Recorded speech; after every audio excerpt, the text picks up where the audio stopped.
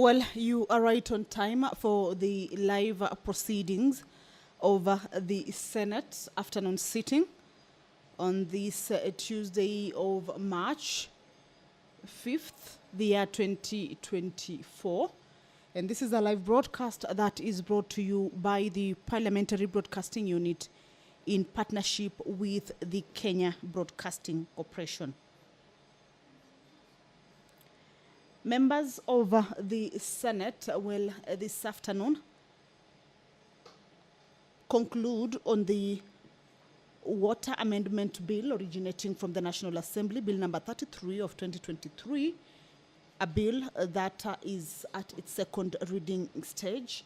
And debate on this particular bill already took place on the floor of the House and was interrupted on the Wednesday of 21st February 2024 in the afternoon sitting. But this afternoon, the business on this bill will be division. This is a bill that seeks to amend the Water Act 2016 to provide for public-private partnerships arrangements. This is a bill that is originating from the National Assembly and currently being considered at the Senate. And the bill has reached the division stage. It was already debated on, and the Senate Majority Leader, or the leader of the majority party at the Senate, Honorable Aaron Cheriot, is the one sponsoring this particular bill. The Parliamentary Powers and Privileges Amendment Bill, this is a bill that is originating from the Senate, is also part of the business that is lined up for consideration this afternoon. It is a bill by the Honorable Senator Godfrey Osoti. It is a bill that is at its second reading stage, and debate already took place on the floor of the House and was interrupted on Thursday, 22nd of February in the year 2024. Also, the members will be going into division on this particular bill. The Parliamentary Powers and Privileges Amendment Bill seeks to amend the Parliamentary Powers and Privileges Act to ensure that the process of summoning persons to appear before Parliament is in accordance with Article 50 of the Constitution on the right to a fair hearing. This is a bill that is at its second reading stage, and it's a resumption of a debate that was interrupted on Thursday, the 22nd of February, the year 2024. The motion by the Chairperson Select Committee on County Public Investment and Special Funds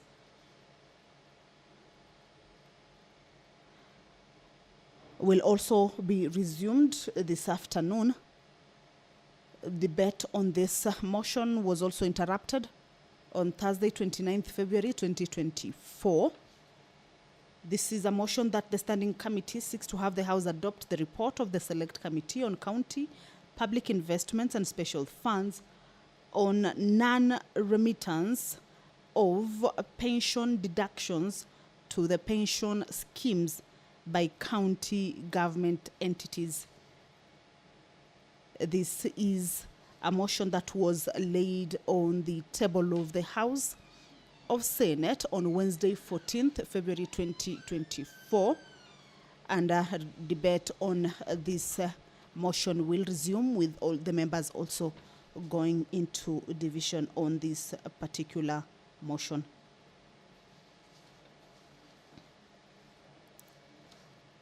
The report of the Select Committee on County Public Investments as well and Special Funds on its consideration of the audit reports of the water service providers for the year ended 30th June 2019, 30th June 2020, and 30th June 2021 is also part of the business that is lined up for consideration at the floor of the Senate this afternoon.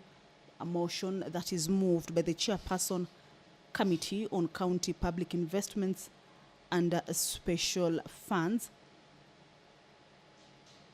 And the Chairperson will be seeking to have the Senate or the House adopt the report of the Select Committee on County Public Investments and Special Funds on its consideration of the audit reports for the year ended 30th June 2019, 30th June 2020, 30th June 2021 over a number of water service providers. This include Amatsi Water Service Company Limited from Vihiga County, Bomet Water Company Limited from Bomet, Gusii Water and Sanitation Company Limited from Kisii and Nyamira counties, Kisumu Water and Sanitation Company Limited from Kisumu County, Kwale Water and Sewerage Company Limited from Kwale County, and Nyeri Water and Sanitation Company Limited from Nyeri County.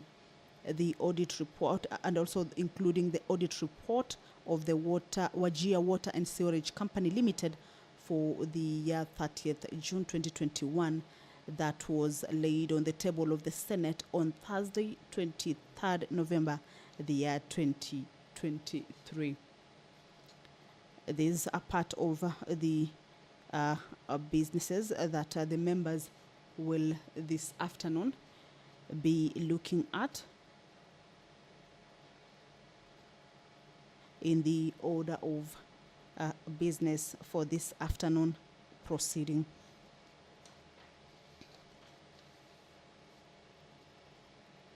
A motion by Baringo Senator Honorable William Cheptumo. This one is on the declaration of cattle rustling and banditry as a national disaster and establishment of a special fund for victims is also lined up for consideration after it was interrupted on 28th of February 2024 in the morning sitting. The Speaker of the Senate, Honorable Amason Jeffa Kingi, as you can see, he's walking into the chambers to preside over this afternoon sitting. Allow me to hand you over to this live broadcast brought to you by PBU in partnership with KBC. Good afternoon. Let us pray. Almighty God, we beseech you to behold with abundant favor and blessings us, your servants, whom you have been pleased to call to leadership positions in this republic. We seek guidance to treat and consider all matters that shall come under deliberation in so just and faithful a manner as to advance the peace, prosperity, and welfare of our country and of those whose interests you've committed to our charge. Amen.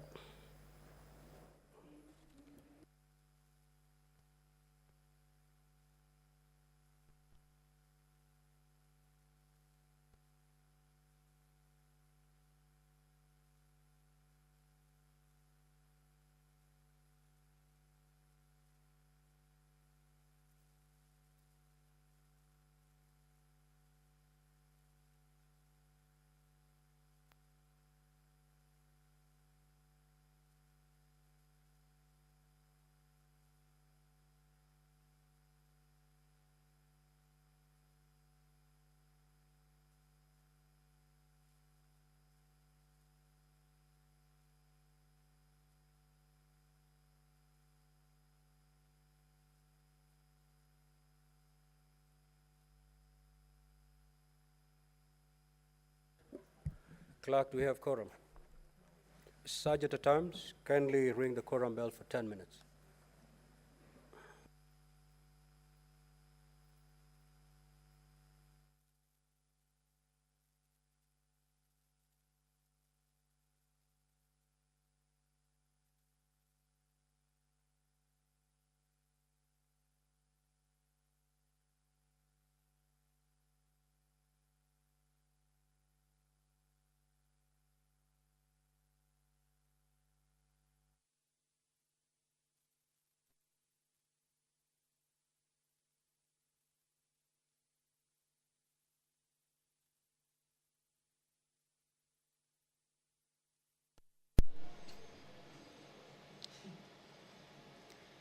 Well, the Speaker of the Senate has directed that a quorum bell be rung for 10 minutes.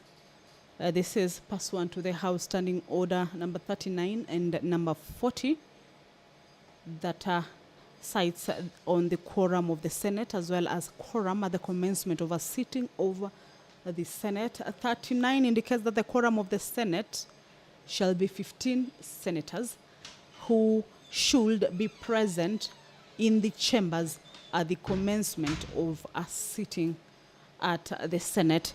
So that means if the quorum bell is underway, then it means that the House did not have that particular number of senators inside the chambers sitting. As you can see, they need to be 15 for the House to be declared to have achieved its requisite quorum. But what we have now is a bell that, of course, will be alerting the members. We can see the Honorable Senator for Kitui walking in, Honorable Senator for Embu also walking in. There is a bell just to alert the senators that the business of the House has started, yes, but the House does not have the required number of senators inside the chambers, and thereby their presence is highly required to enable the House get to the numbers so as to be able to start its business. Once the number is achieved, the sergeant at arms, the clerk, will alert the speaker, and the speaker will call the House to order for the commencement of the House business. So in a while, we will be seeing that the number has been achieved. As of course, we are seeing members walking in. We need at least 15 members as per the House standing order. This is if there is no quorum present when the chair is taken. At the time appointed for a sitting of the Senate, the Speaker shall immediately, after the prayer, order that the bell be rung for 10 minutes. And that is exactly what is underway currently. And once the House achieves its required quorum, then the business of the day will, without much delay, begin or kick off.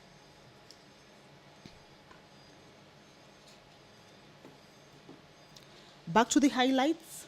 All right, the quorum has been achieved. Allow me to hand you over back to the proceedings.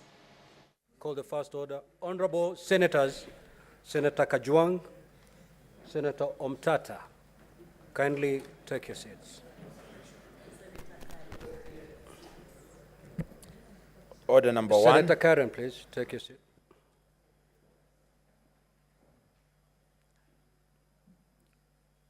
Clerk, you may now call the first order.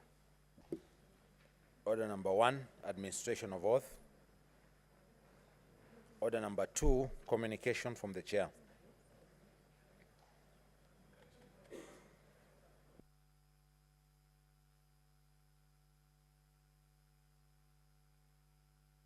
Honorable Senators, can you hasten to take your seats? I need to make some communication.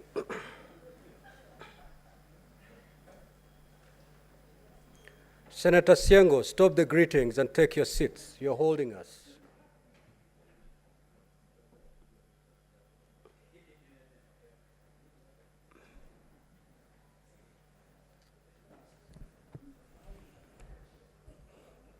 Honorable Senators, I would like to acknowledge the presence in the Speaker's Gallery this afternoon, a visiting delegation of the County Assembly of Bungoma comprising of members of the County Public Accounts Committee and its Secretariat. The delegation is undertaking a benchmarking visit in the Senate. I request each member of the delegation to stand when called out so that they may be acknowledged in the Senate tradition. The Honorable Everton Nganga, the Honorable Timothy Chikati, the Honorable Alfred Mukanya, the Honorable Jerusa Aleu, the Honorable Stephen Kaiser, the Honorable Kennedy Wanyama, the Honorable Metrin Nangalama, the Honorable Maureen Wafula, the Honorable Evelyn Mutiembu, the Honorable Evelyn Anyango, the Mr. Oscar Sifuma, Ms. Caroline Wamalwa, Mr. Ramadan Fwamba, Mr. Agri Makoha, Mr. Kelum Chandai, and lastly, Mr. Mash Misiko. Honorable Senators, in our usual tradition of receiving and welcoming visitors to Parliament, I extend a warm welcome to the delegation, and on behalf of the Senate and my own behalf, wish them a fruitful visit. I will allow the Senator for Bungoma, the Honorable Senator Wafula, to, under 1 minute, extend a word of welcome to the delegation.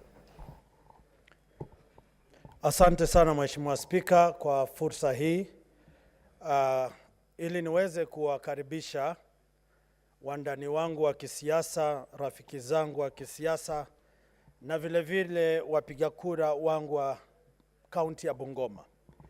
Mheshimiwa Spika na jumba la Senate, hapa kuna wanaume na wanawake wa tajriba na heshima kuu.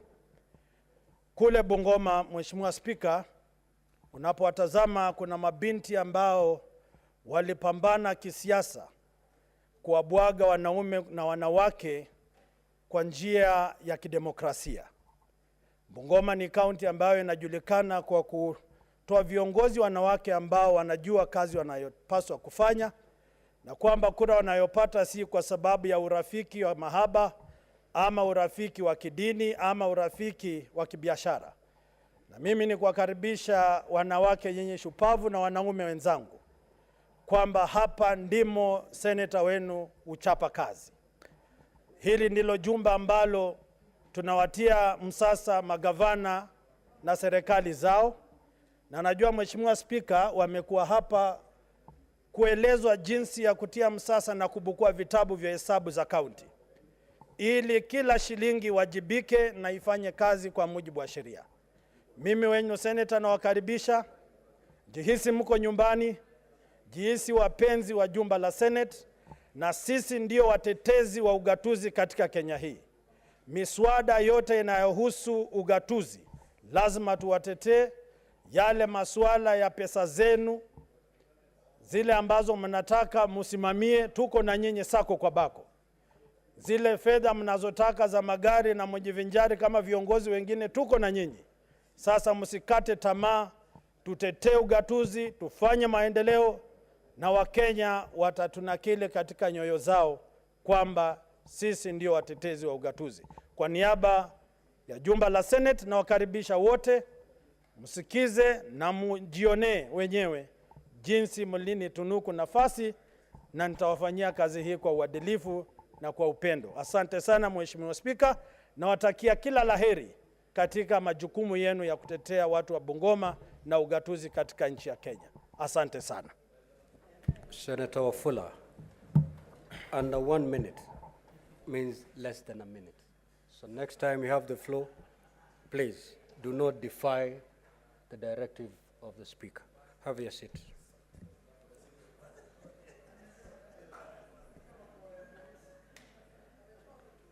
Senator Chute, kindly take your seat. We go further communication to make.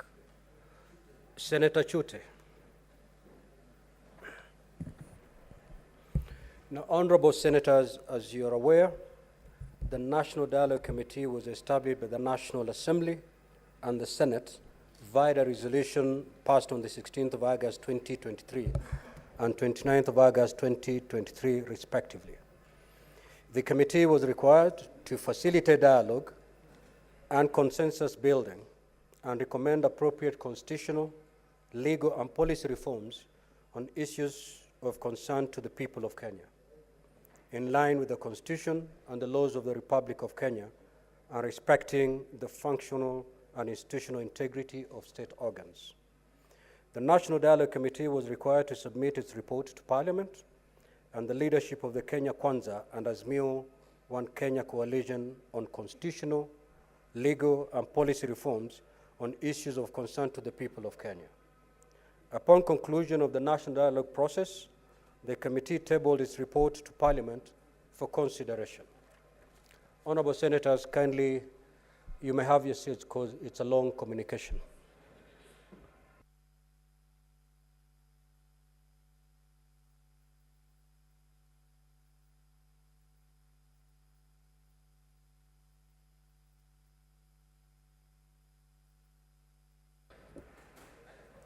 So, honorable senators, on the 21st of February 2024, Senator Mundigi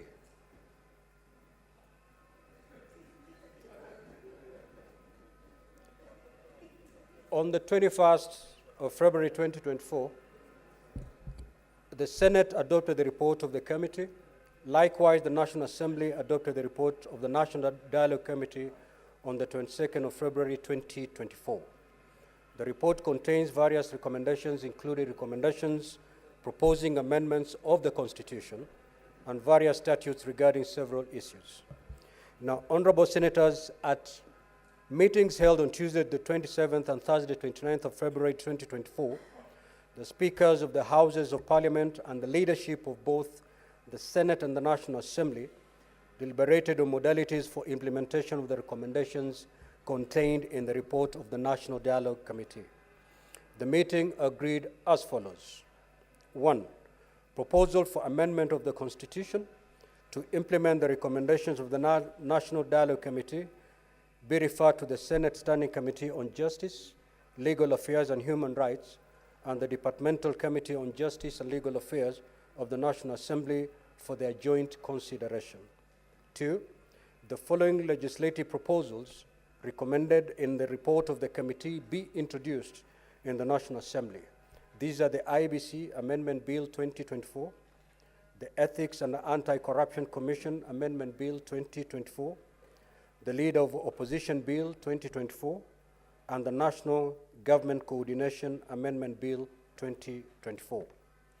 The following legislative proposals recommended in the report of the committee be introduced in the Senate. 1.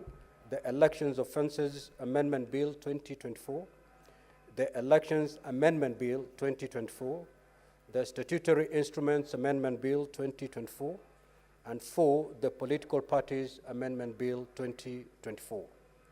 The clerks of the Houses of Parliament to communicate to other entities the recommendations that require action by the said entities.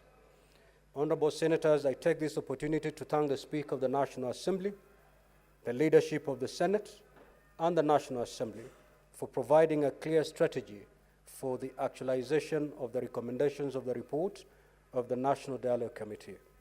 Honorable Senators, Article 256 of the Constitution requires that any proposed amendments to the Constitution shall be considered by both Houses of Parliament.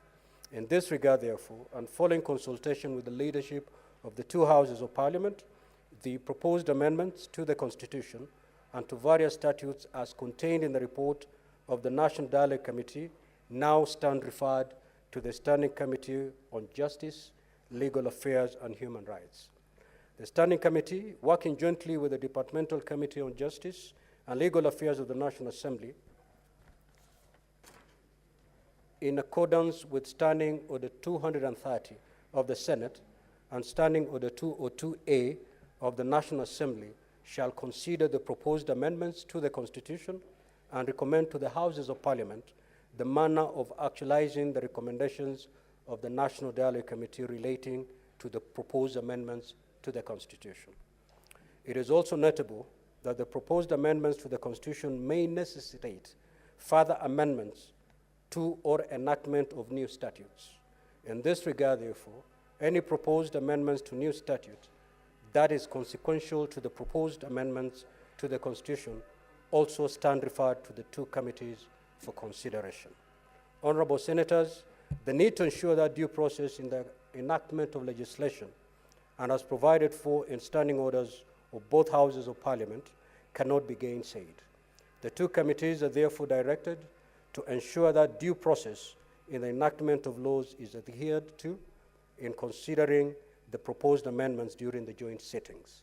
This matter being one of immense importance and public interest, the committees are directed to undertake this assignment expeditiously and to submit a report within 45 days from the date hereof. I thank you, Honorable Senators. Next order. Order number 3, petitions. Order number 3, messages. Order number 4, petitions. Order number 5, papers.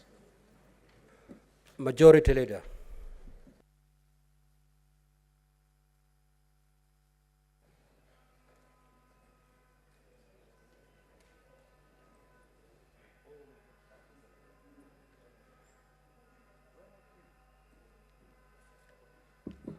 Mr. Speaker, sir, I beg to lay the following papers on the table of the Senate today, 5th of March 2024.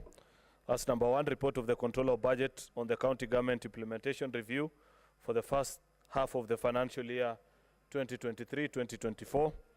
2, reports of the Auditor General on the financial statements of the following for the year ended 30th June 2023. 1, Elgeyo Marakwet County Executive Car Mortgage and Revolving Fund, County Executive of Kakamega, the County Government of Kakamega, the County Government of Kakamega Receiver of Revenue, County Government of Kakamega County Dairy Development Corporation, the County Assembly of Kakamega Loans and Mortgages Fund, the Kakamega County Emergency Fund, the Kakamega County Microfinance Corporation, Kakamega County Climate Change Fund, County Executive of Uasin Gishu, County Assembly of Uasin Gishu County Assembly Mortgage and Car Loan Scheme Fund, the County Revenue Fund, Uasin Gishu County Government, Uasin Gishu County Bursary and Skills Development Support Fund, Uasin Gishu County Alcoholic Drinks Control Fund, County Government of Uasin Gishu Receiver of Revenue, Uasin Gishu County Staff Mortgage and Cards Loan Scheme Fund, Uasin Gishu County Inua Biashara Fund, Uasin Gishu County Emergency Fund, County Executive of Nandi, Nandi County Executive Committee Loan and Mortgage Scheme Fund, Nandi County Government Receiver of Revenue, the County Assembly of Nandi, the Nandi County Assembly Scheme Fund, County Government of Nandi Revenue Fund, Nandi County Facilities Improvement Fund, Nandi County Alcoholic Drinks Control Fund, Nandi County Emergency Fund, Nandi County Education Fund, Bungoma County Assembly Car Loan and Mortgage Scheme Fund, County Government of Kwale County Revenue Fund, Busia County Public Officers Revolving Fund, Busia County Agricultural Development Fund, Busia County Cooperative Enterprise Fund, County Revenue Fund, County Government of Busia, County Executive of Mombasa, County Assembly of Mombasa. Mr. Speaker, I beg to lay. Next order.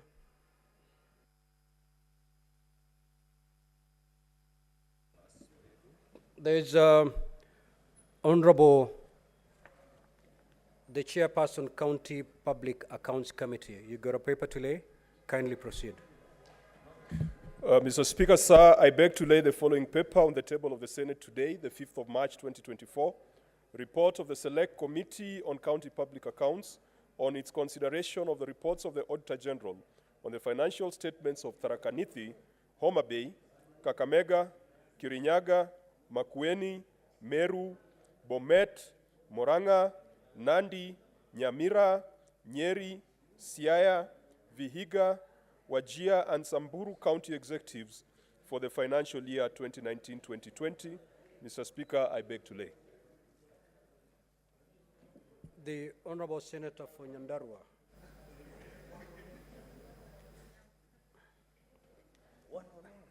Mr. Speaker, sir, I beg to lay the following paper on the table of the Senate today, 5th March 2024.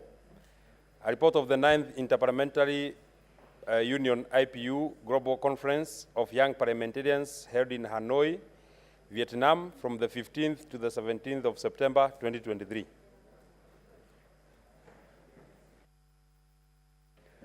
Next order, clerk.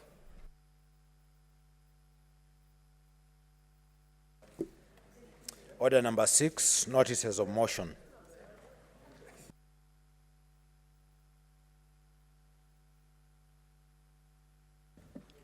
Honorable Senator Ali Roba.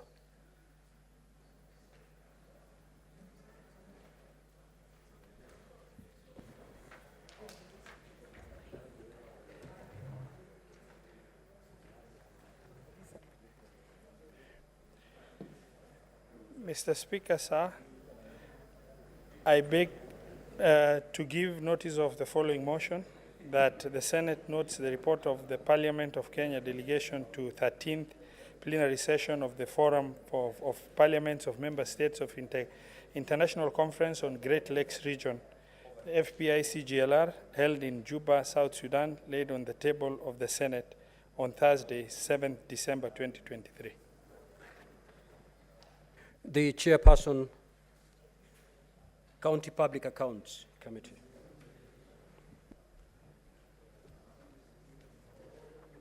Mr. Speaker, sir, I beg to give notice of the following motion, that the Senate adopts the report of the Select Committee on County Public Accounts on its consideration of the reports of the Auditor General on the financial statements of Tharaka Nithi, Homa Bay, Kakamega, Kirinyaga, Makueni, Meru, Bomet, Moranga, Nandi, Nyamira, Nyeri, Siaya, Vihiga, Wajir, and Samburu County Executives for the financial year 2019-2020, laid on the table of the Senate on Tuesday, 5th March 2024. Thank you, Mr. Speaker. The Honorable Senator for Nyandarua.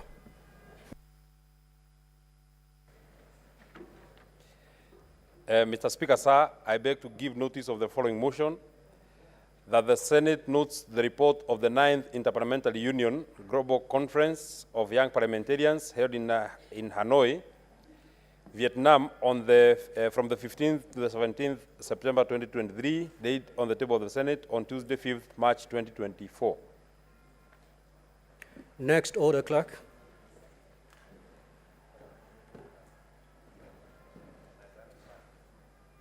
Order number 7, questions and statements.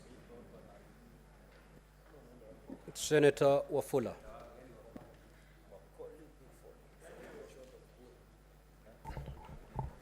Thank you, Mr. Speaker.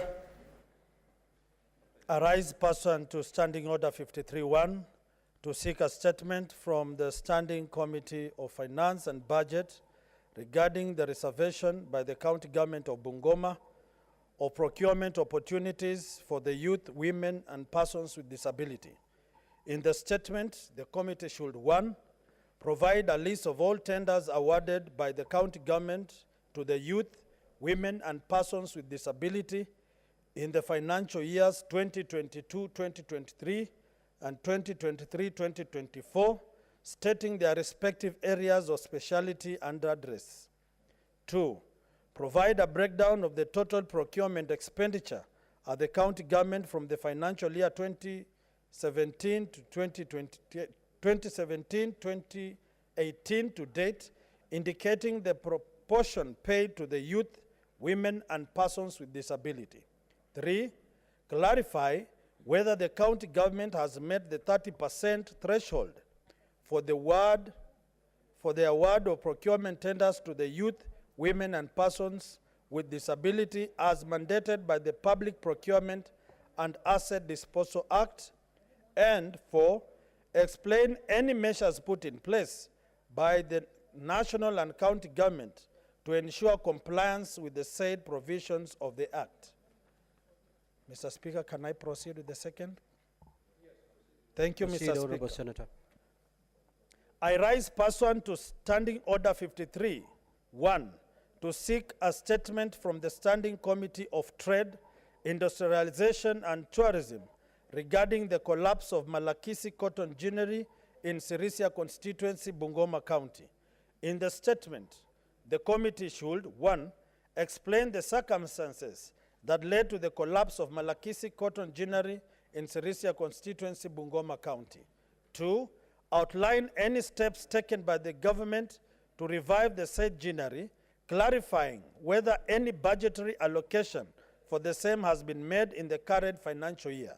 And 3, state any other initiatives implemented by the government to revitalize and sustain the cotton industry in Kenya, particularly in Bungoma, Busia, and Kisumu counties, where the industry has faced significant challenges. Thank you, Mr. Speaker. Senator Mundigi.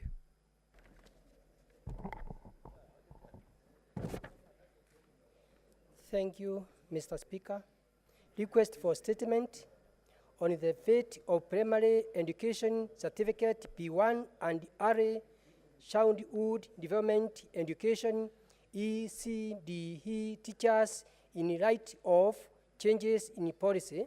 Mr. Speaker, sir, I rise person to Standing Order 53-1 to check a statement from the Standing Committee on Education concerning the status and prospect of teachers possessing primary teachers education certificate P1 and RA Childhood Development Education ECDE certificate only following the Ministry of Education guidelines policy mandating a minimum qualification of diploma for both ECDE and primary education teachers.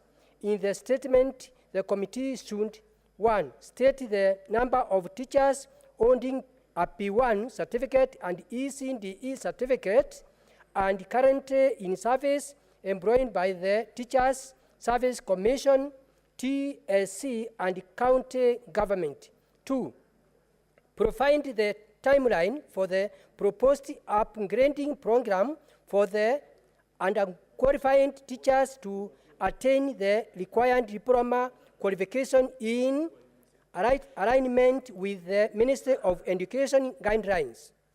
3, shed light on the fate of the branded upgrading program as initially outlined in circular number MOE HQS 3150 by the ministry, which was to resume post-normalizations of the school calendar following disruptions caused by the COVID-19 pandemic. And 4, state intervention to address the situation of teachers within the TSC who have not and the opportunity to upgrade their qualification to a diploma level in light of the failure to resume the branded upgrading program, explaining how this aligns with the policy requiring all primary school teachers to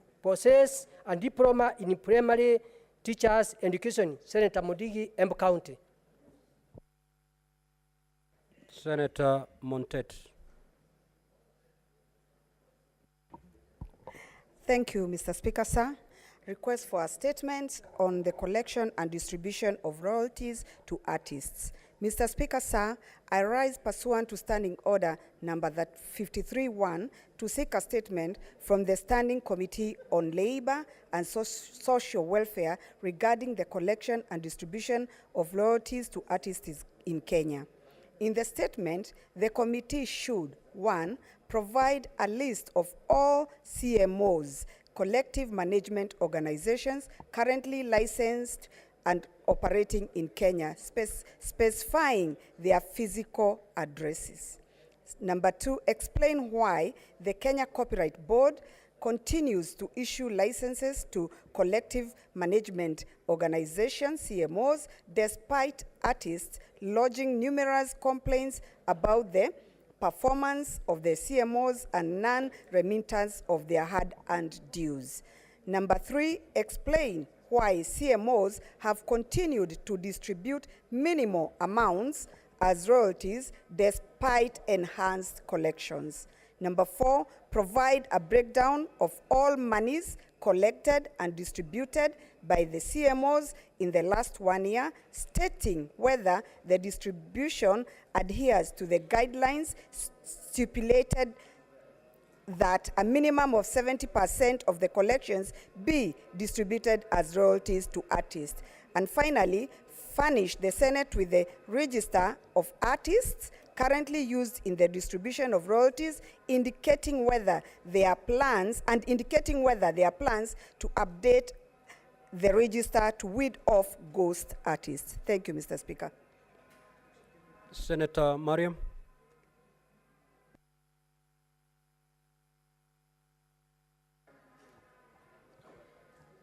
Mr. Speaker, sir, I rise pursuant to Standing Order 53-1 to take a statement from the Standing Committee on National Security, Defense and Foreign Relations regarding delayed processing of passport application in Kenya. In the statement, the committee should, 1, state the number of passport application pending at Directorate of Immigration, explaining any steps taken by the Ministry of Interior and National Administration to clear Order, honorable the backlog. Senators. Those who are standing kindly Which take their has- seats. The backlog which has hindered many youth from pursuing employment opportunity abroad.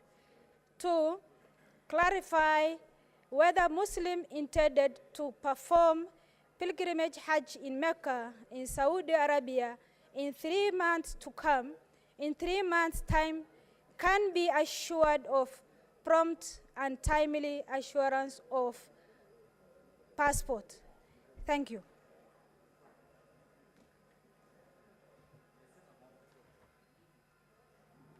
Senator Professor Tom Ojenda.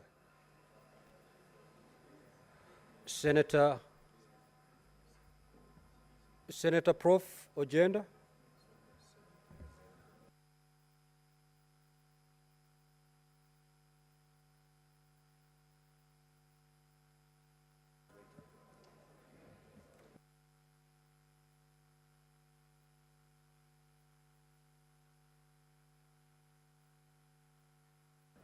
Who is holding brief for Senator Ojenda? Senator Hezena, proceed.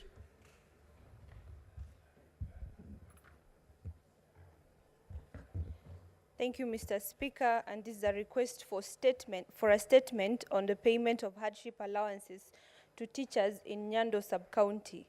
Mr. Speaker, sir, I rise pursuant to Standing Order 53-1 to seek a statement from the Standing Committee on Education regarding the payment of hardship allowance to teachers in the flood-prone Nyando sub-county in Kisumu County. In the statement, the committee should 1, provide the budgetary allocation for hardship allowances for teachers serving in flood-prone areas, if any, in the financial years 2020-2021 to 2022-2023. Secondly, explain why the Ministry of Education is yet to categorize Nyando sub-county in Kisumu County, which is flood-prone, and as a hardship area for the teachers in the area to benefit from the hardship allowances. And lastly, to outline the immediate and long-term measures put in place by the government to ease the working condition for teachers in the flood-prone areas of Kisumu County. Senator Professor Tom Ojenda, Senior Counsel, MP. Senator for Kisumu County, dated 20th of February, 2024. Thank you. Senator Roba. Senator Roba.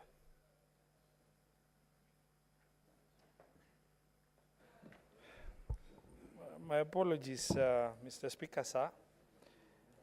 Mr. Speaker, sir, I rise pursuant to Standing Order 53-1 to seek statement from the Standing Committee on Roads, Transportation and Housing on the status of the implementation of Horn of Africa Gateway Development Project, and in particular, the upgrading of Isiolo-Mandera Regional Road Corridor. In the statement, the committee should provide the implementation status of the upgrading of Isiolo-Mandera Regional Corridor, and in particular, whether works have commenced with respect to Elwak-Ramu Road section. Outline the financing framework for the upgrading of the Isiolo-Mandera Regional Road Corridor with reference to specific development partners, if any, who have committed to financing the said project, giving the total amount of funding, loans received or expected to be received, and the particular component of the project to which the loans apply. Provide comprehensive details of the content of the financing agreement and whether or not the proceeds of any loans will be applied towards making payment for projects outside Horn of Africa Gateway Development Project. Investigate claims that the Kenya National Highways Authority, the project implementation agency, intends to apply or has applied part of the proceeds from the loan from the African Development Bank for financing the Elwak-Ramu Road A13 upgrading project towards payment of other contracts for consultancy services for feasibility study, environmental impact assessment, resettlement action plan, and detailed engineering designs of Umoja Kangundo Mwala Kithimani B63/B106 Road, Kisian Busia A12, and Ahero Nyamaseria A1 road sections, as indicated in the advertisement placed by Kenha in the Star newspaper on the 13th of February 2024. State the impact of the above claim, the impact that the above claim will have on the completion of the upgrading of the Elwak Ramu Road and implementation of Horn of Africa Gateway Development Project, and whether this is in line with the financing agreement between the Government of Kenya and African Development Bank.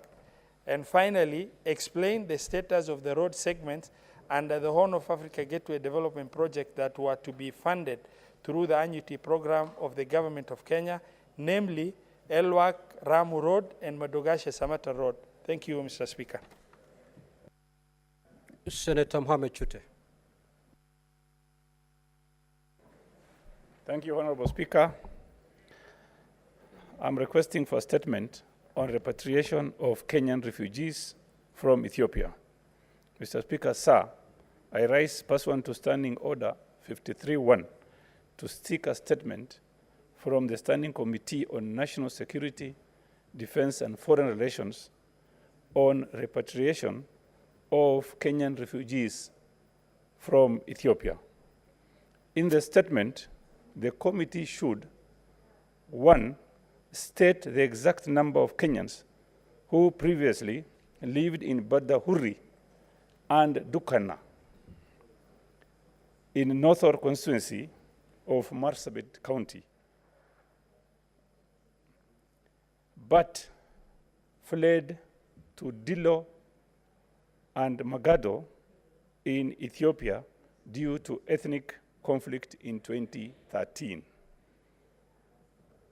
Number 2, indicate whether there are plans by the government to repatriate the said refugees, and if so, indicate the projected timelines for the same. And finally, 3, outline measures put in place by the government to facilitate their reintegration into the community and to ensure their uninhibited access to national and county government services. Thank you, Honorable Speaker. Senator Chute, you had another statement that was reinstated. Are you ready to proceed with it, or you take it? No, thank you. Only this one. Thank you. Thank you. Senator Ledama.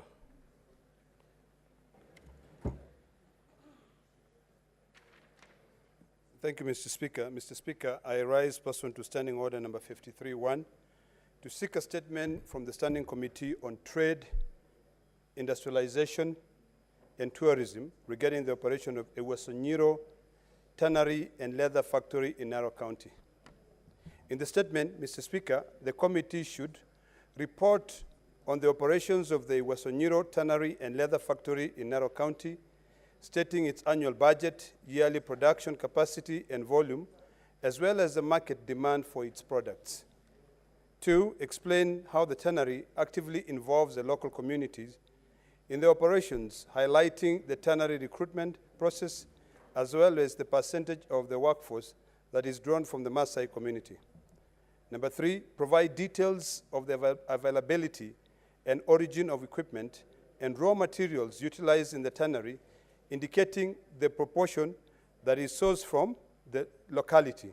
And finally, inform the Senate of the environmental implication of the tanning and waste disposal process, clearly outlining measures put in place to mitigate any environmental risks and hazards. Thank you, Mr. Speaker. Next order.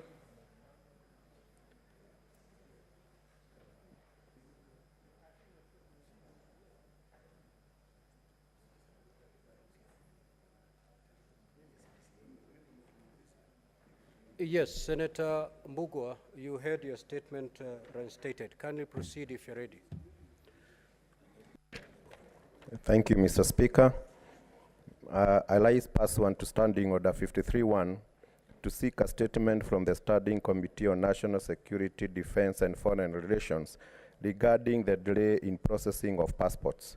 In the statement, the committee should, 1, report on the inefficiency of the processing of passport applications by the Directorate of Immigration stating any measures put in place by the Ministry of Interior and National Administration to expedite the renewal and issuance of passports, particularly for Kenyans living in the diaspora. And 2, state whether the government is planning to review and streamline passport processing procedures for newborns in the diaspora who are yet to be issued with birth certificates in light of the challenges currently faced in this regard.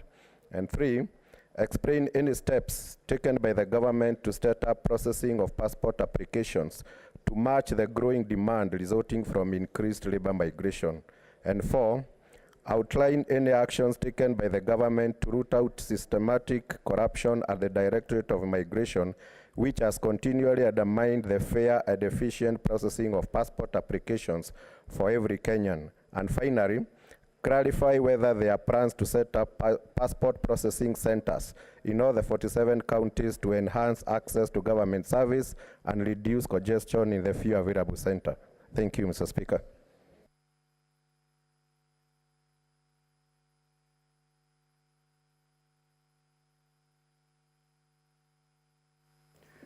Now, honorable senators, before we move to the next order, allow me to make the following communication.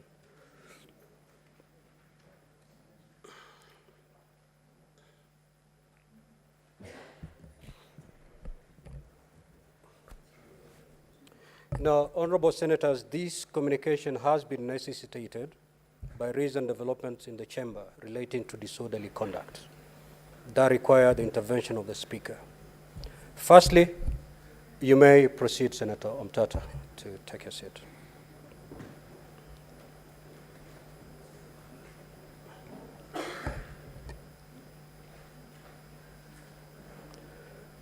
Firstly, on the 16th of February 2024, I received a letter from Senator Gloria Oroba, MP, questioning the decision of the then temporary Speaker, Senator Catherine Muma, at the sitting of the Senate held on the 15th of February 2024, not to allow her to raise a point of order on utterances made by the Senator for Homa Bay County.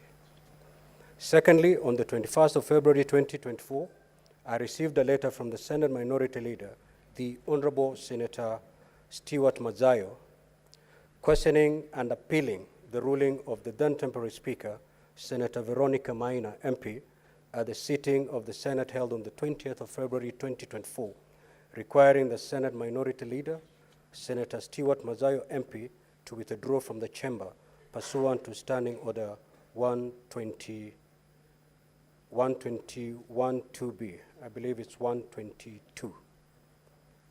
Honorable Senators, following receipt of the two letters, I undertook to start the Hansard and the live broadcasting video of the Senate proceedings of Thursday, 15th of February 2024, and on Tuesday, 20th of February 2023, to ascertain the claims made by the Honorable Senator Gloria Oroba and the Senate Minority Leader, Senator Stewart Mazayo, MP. On the claim by Senator Gloria Oroba, MP, the brief facts are as follows. At the sitting of the Senate held on Tuesday, 15th of February 2024, the Senator for Homa Bay County, Senator Moses Kajwang, MP, while contributing to the debate on the Water Amendment Bill, National Assembly Bills number 33 of 2023, made the following remarks, and I quote, Madam Temporary Speaker, the caucus members include CSCM in charge of water from Bomet, and he has asked us to oppose the bill. The CECM in charge of water from Mombasa, where Senator Miraj allegedly comes from, has asked us to oppose it. That includes the one for Kisii, where Senator Oroba allegedly comes. They have also asked us to oppose it, end quote.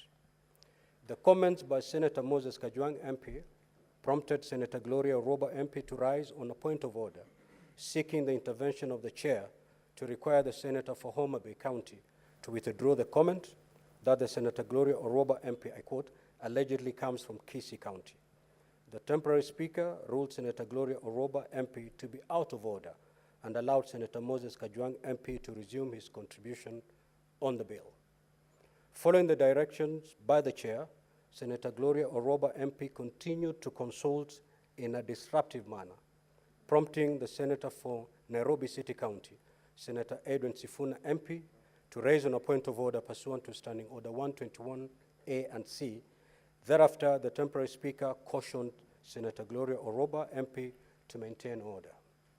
Honorable Senators, from the foregoing, the allegations by Senator Gloria Oroba MP against the chair for unjustly dismissed my rightful demands, which clearly exhibited bias by politicizing the issue, end of quote, I find that the allegations to be unfounded and hereby dismissed, as the then chair rightfully dispensed with this matter.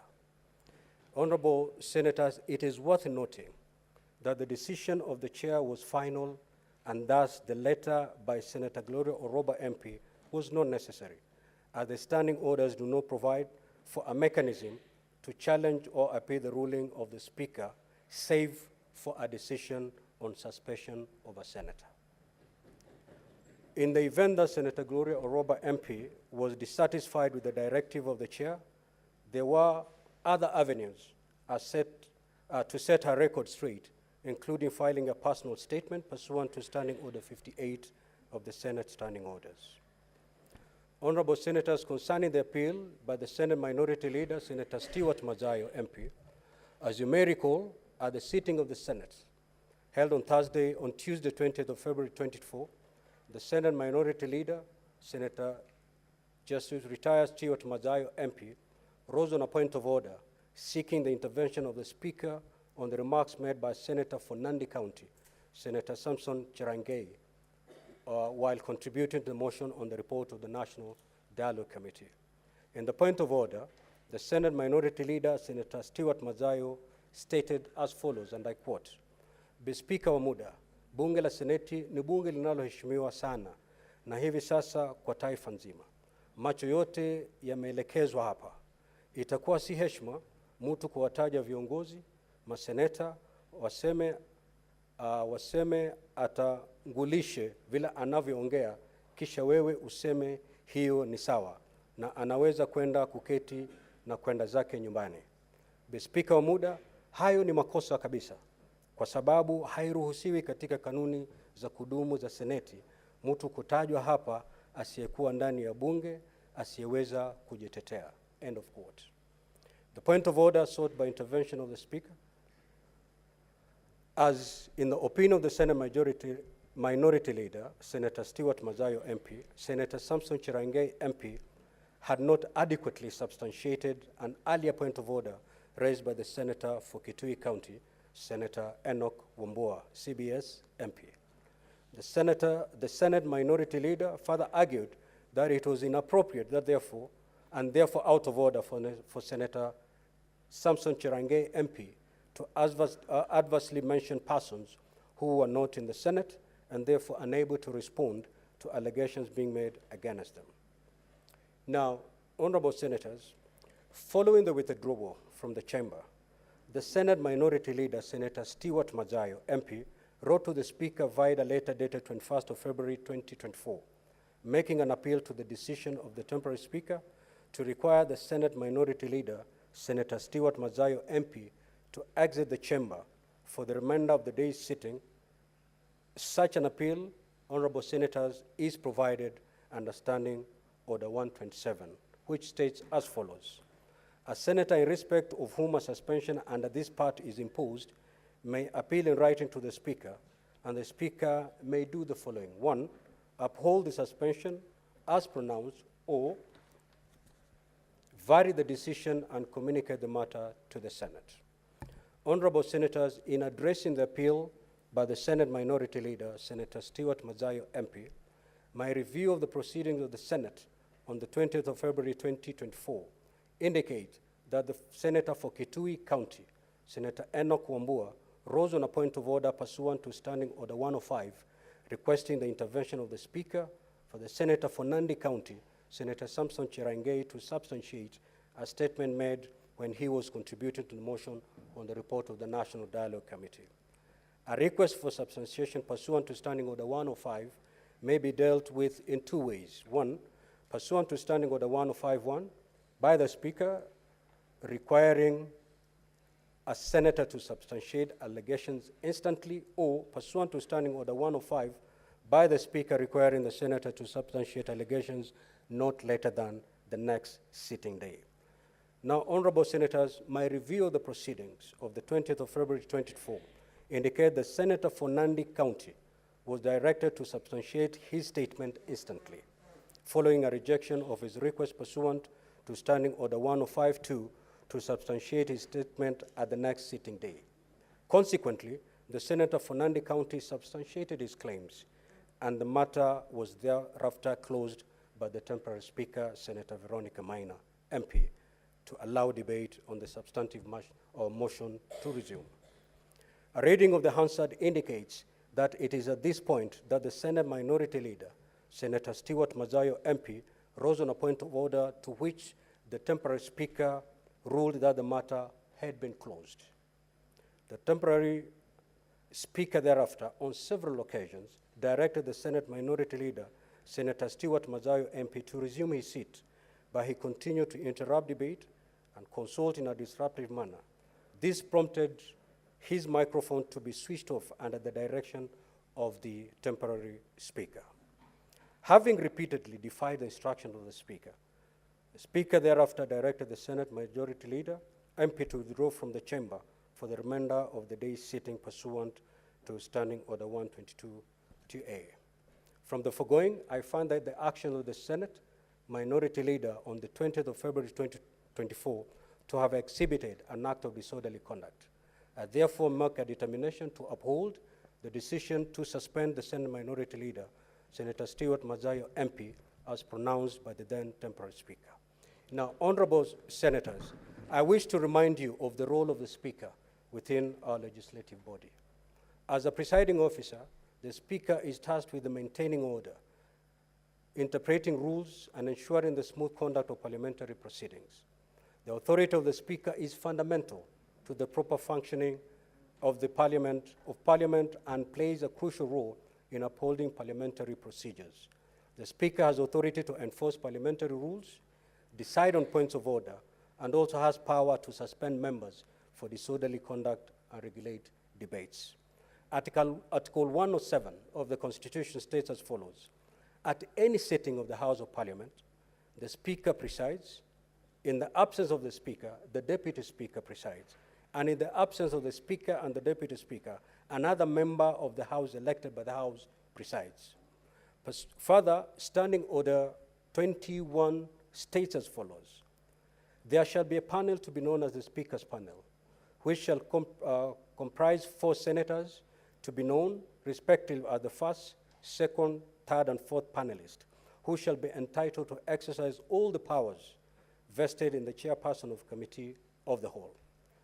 The Presidium, composed of the Speaker, the Deputy Speaker, and other senators elected pursuant to Article 107(1)(c) of the Constitution, share the authority and responsibilities of the Speaker in the context of Article 107(1)(a) and (b) of the Constitution. While the Speaker holds the primary role, the other members of the Presidium ensures continuity and support in the absence of the Speaker and the Deputy Speaker by upholding the dignity and integrity of parliamentary proceedings. Honorable Senators, that being said, it is crucial that we reflect on the significance of upholding the directives issued by the Speaker. The directives by the Speaker are not arbitrary. They are designed to facilitate productive debates, ensure fairness, and uphold the rules of procedure of the Senate. Disregarding the directive of the Speaker undermines the authority of the Speaker and has far-reaching consequences beyond the integrity and functionality of the institution of Parliament. Such actions contribute to the erosion of parliamentary decorum, disrupt the orderly conduct of proceedings, and create a climate of chaos within the chamber. For avoidance of doubt, no senator is above these rules. I repeat, for avoidance of doubt, no senator is above these rules. Whether you're a leader or just a senator, no senator is above these rules. The standing order of the Senate apply equally to all senators. It is paramount, therefore, that honorable senators adhere to the Speaker's guidance and directives, and as disregarding them has the potential to disrupt the proceedings of the Senate and make a mockery out of them. Further, I take this opportunity to implore honorable senators to engage in debates in constructive manner, focusing on the issues at hand, steering clear of any tendency towards controversy without reasonable cause. As I say this, I have in mind the Senator Fernandez, who is not in the chamber. So it is so directed. Thank you.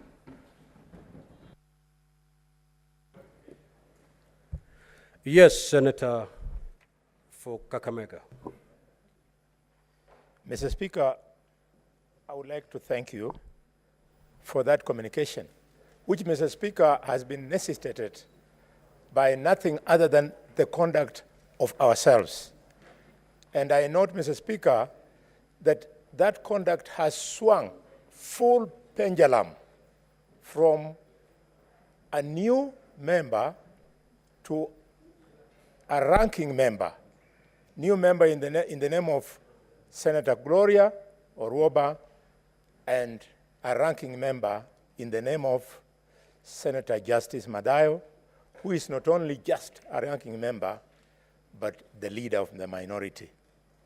If we were applying your guidance. Senator Boni, what is your clarification? You are not debating this ruling. What is your clarification? The clarification I would have liked you to emphasize on is that ranking members of this House, just like is the practice everywhere in the Commonwealth, we have an unwritten responsibility to also carry along new members in showing them how to become better leaders in the House. And therefore, I would have liked you to make that distinction so that it occurs on the leader of the minority that he made a grievous, grievous mistake. Tabone, that is not a clarification you're seeking. Now,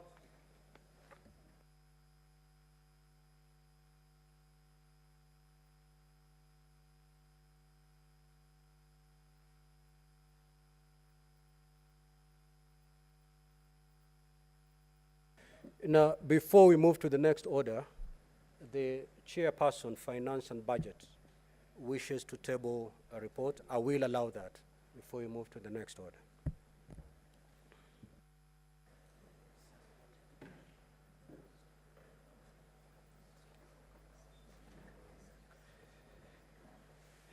Mr. Speaker, sir, I beg to lay on the table of the Senate today, Tuesday, 5th of March 2024, the report on the Standing Committee on Finance and Budget on its consideration of Budget Policy Statement 2024. I beg to lay.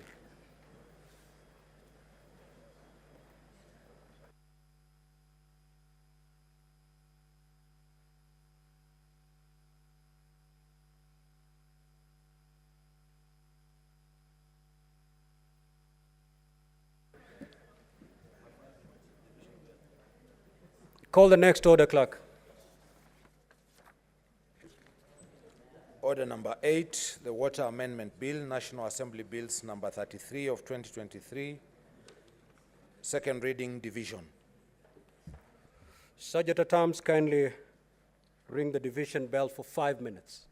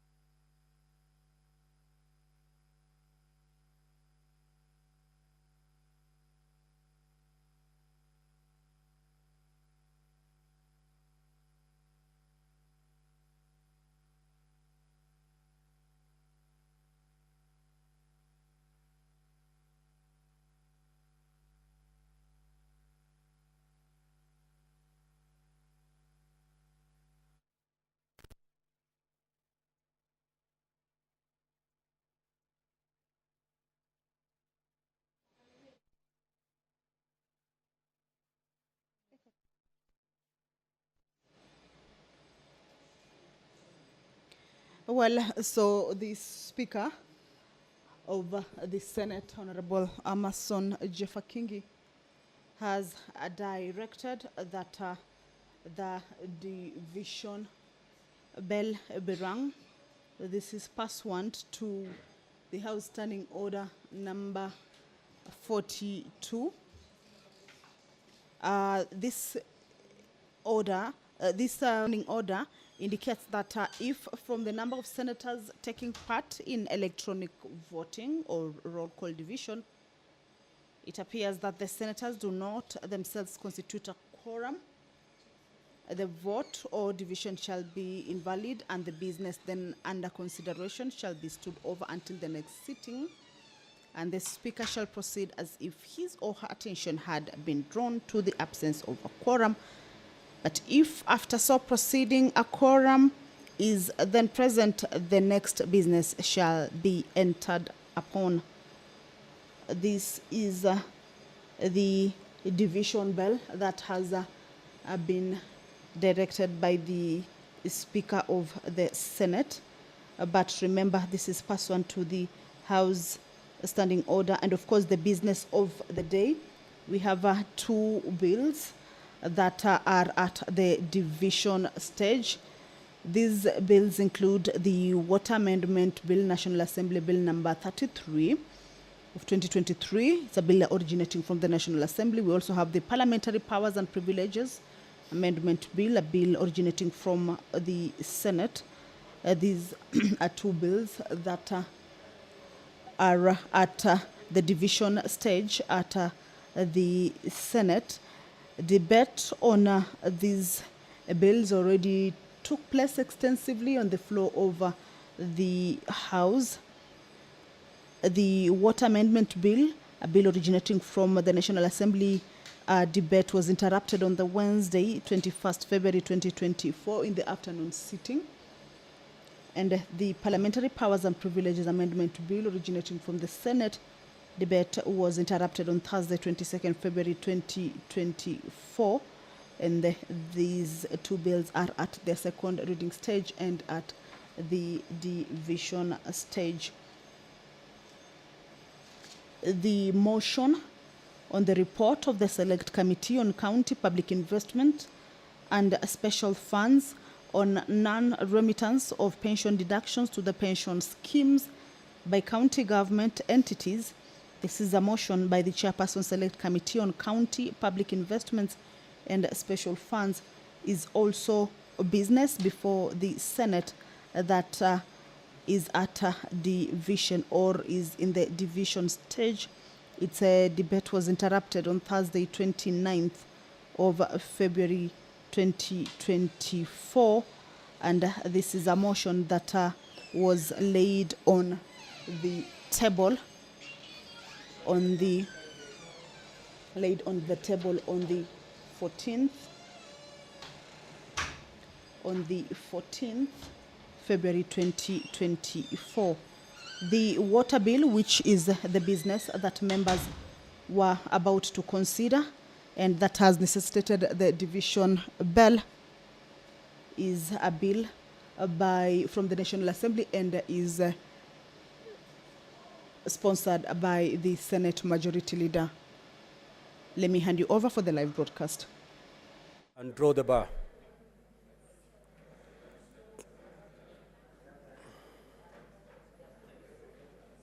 Senator Fonande and Senator Nyamu.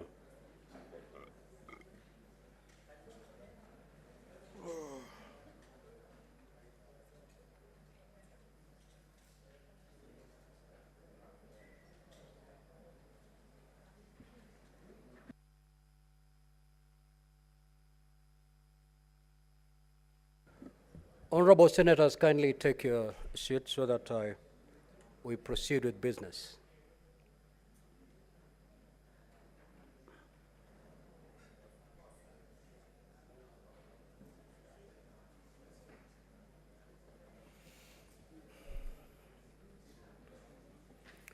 Now, honorable senators, Senator, take your seat. Honorable senators, I will now proceed to put the question. which is that the Water Amendment Bill, National Assembly Bills number 33 of 2023, be now read a second time. Now, honorable senators, voting shall be done electronically, and at this juncture, kindly log out, all of you. Just pull out your cards, and surge at arms, go round. Any card that still remains in the delegate unit, just pick it.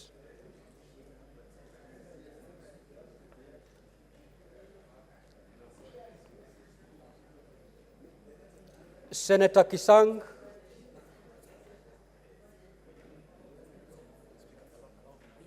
Yeah, Senator Wambua, please. Sergeant at Arms, have you collected the cards that are remaining in the delegates unit? Good. Now, honorable senators, kindly log back in.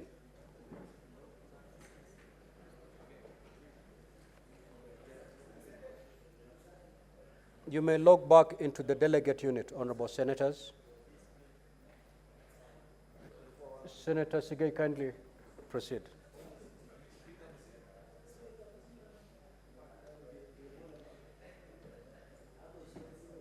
Once you have logged in, you may now proceed to vote by pressing yes, no, or you may elect to abstain. Proceed.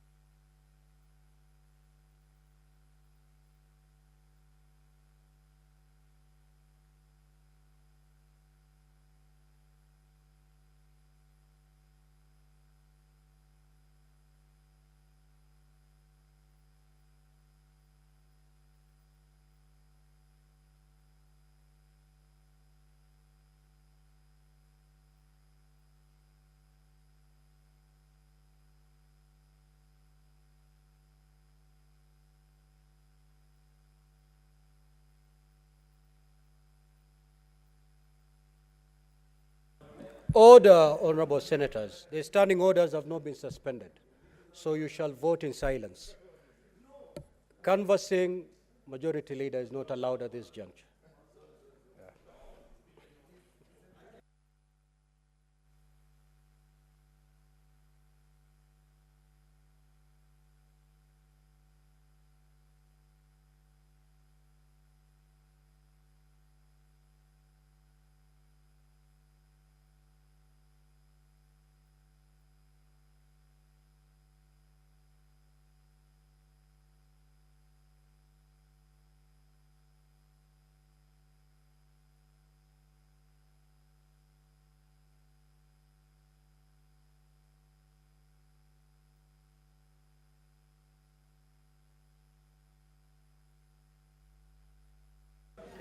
Order, Senator Boni, kindly take your seat.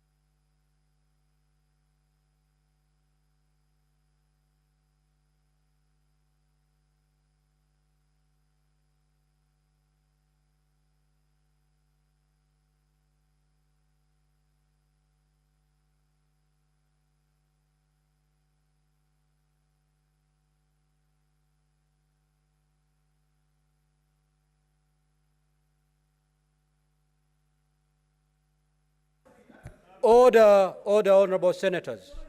Order, order, order, honorable senators. You may proceed with that kind of behavior outside the chamber, but not inside the chamber.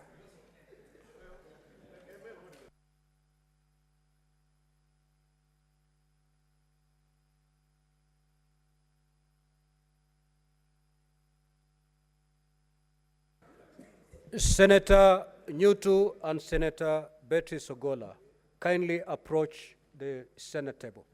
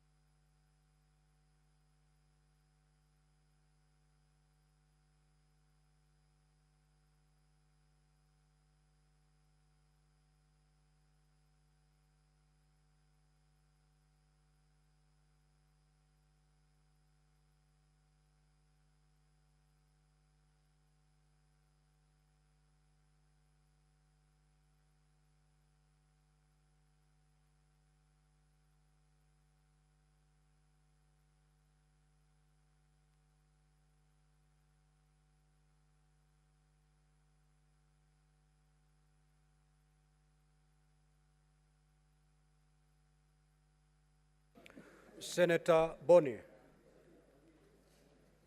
Now, honorable senators, for clarity and avoidance of doubt on how to behave during division, I will read Standing Order number 1-4. During division, senators shall maintain order in the Senate and shall be in their designated seats and shall remain seated until the result is announced. There has never been simple English than this, so let us abide.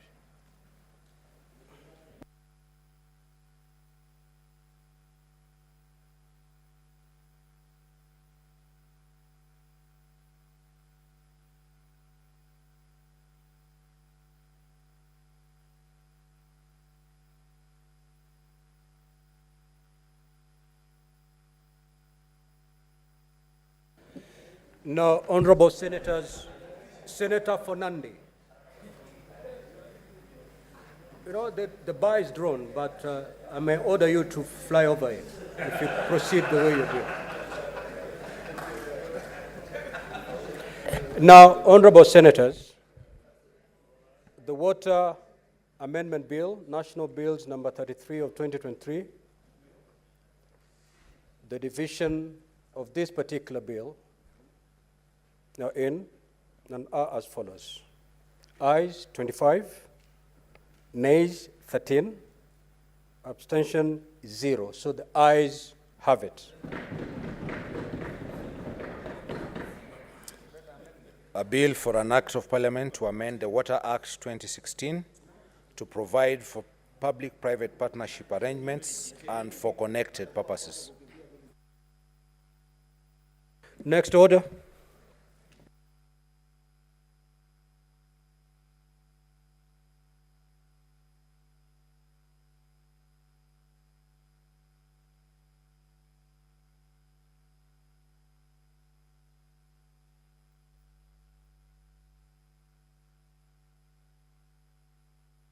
Sergeant at times kindly withdraw the bar and open the doors and then ring the bell for 5 minutes.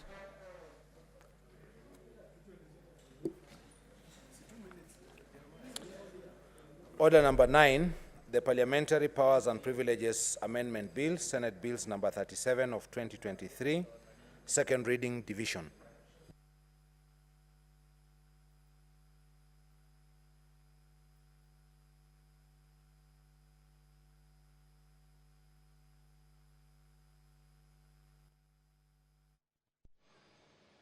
Well, that is yet another division bell with the senators set to consider the Parliamentary Powers and Privileges Amendment Bill, a bill originating from the Senate, Bill number 37 of 2023.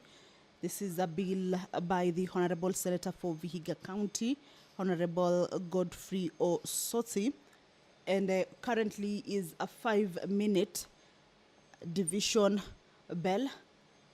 Earlier on, we saw the senators vote on the second reading of the Water Amendment Bill, a bill originating from the Senate, and the vote was that the bill be read a second time.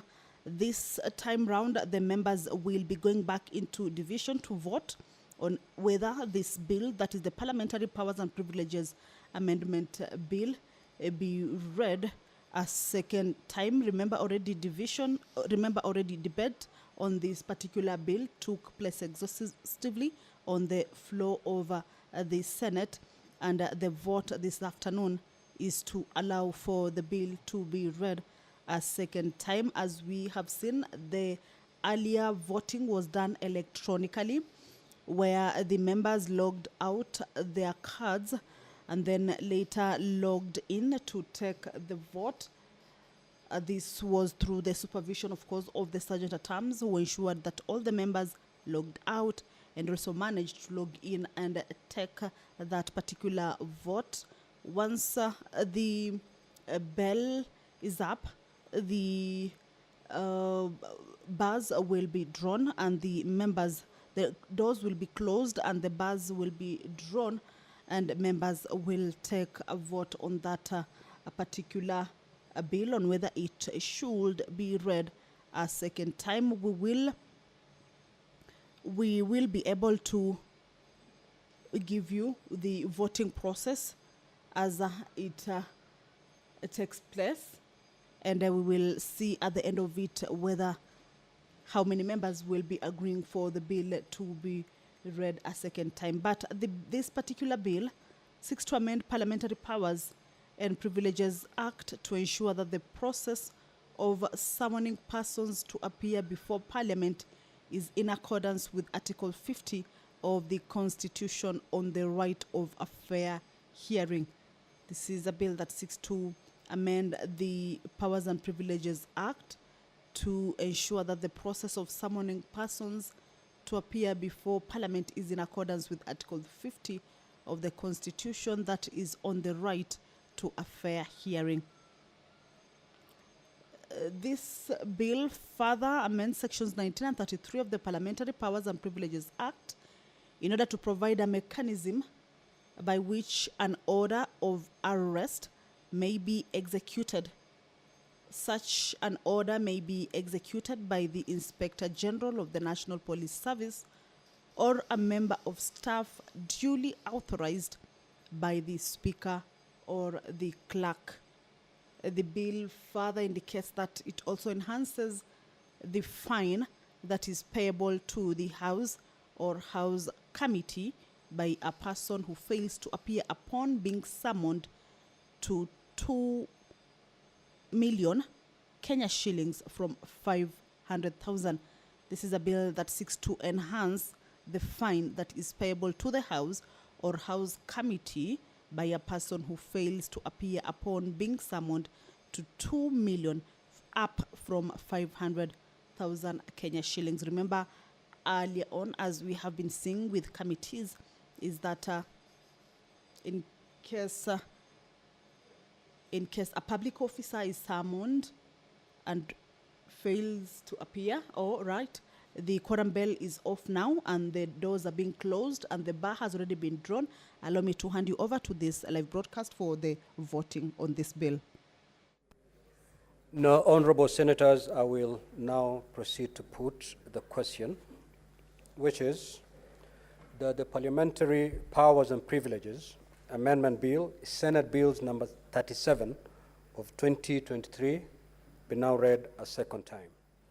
Voting will be done electronically, and therefore, at this juncture, honorable senators, kindly pull out your cards from your delegate unit.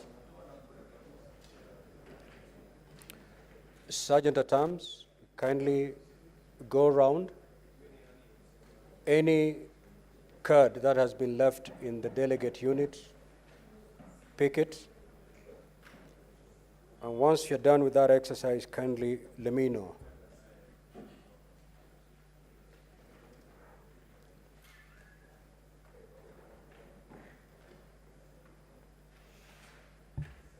Good.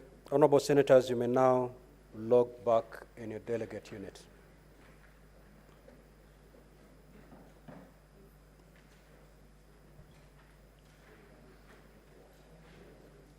Once you've logged back in, proceed to vote by pressing yes, no, or you may elect to abstain. Kindly proceed.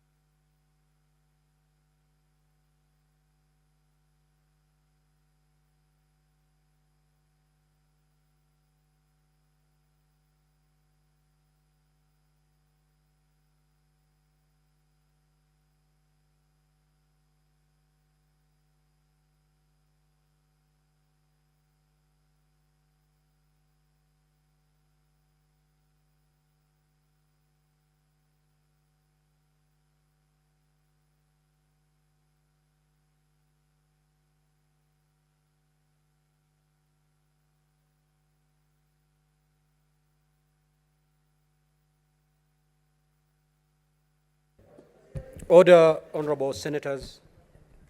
Now, the division on the Parliamentary Powers and Privileges Amendment Bill, Senate Bills number 37 of 2023, the second reading. The results are as follows. Ayes 37, nays 0, abstention 0. So the ayes have it.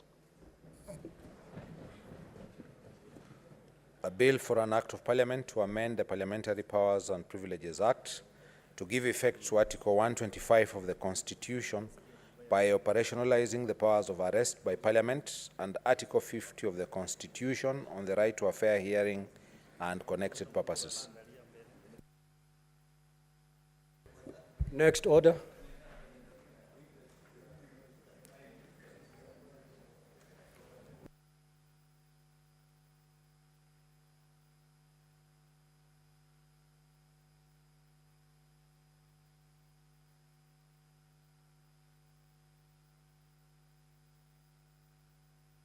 Such at times, you may withdraw the bar, open the doors, and ring the division bell for 1 minute.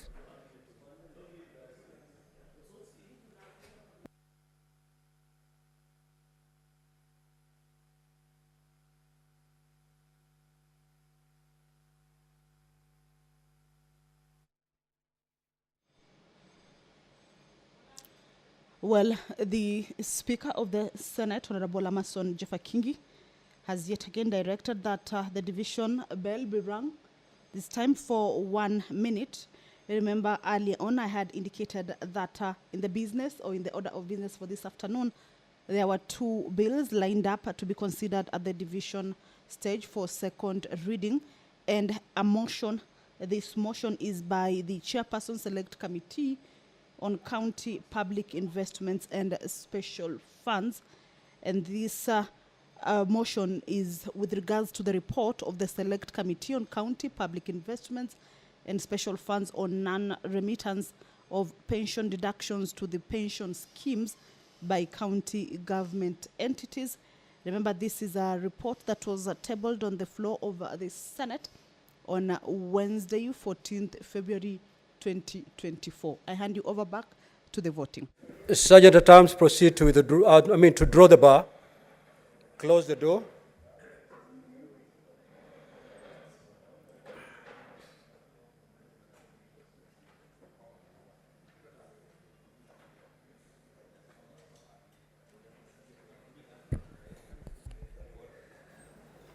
Now, honorable senators, I will now proceed to put the question, which is that the Senate adopt the report of the Select Committee on County Public Investments and Special Funds on non-remittance of pension deductions to the pension schemes by county government entities laid on the table of the Senate today, Wednesday, 14th February 2024. Now, voting again will be done electronically, and therefore, at this juncture, honorable senators, kindly log out by pulling out your cards from the delegate unit.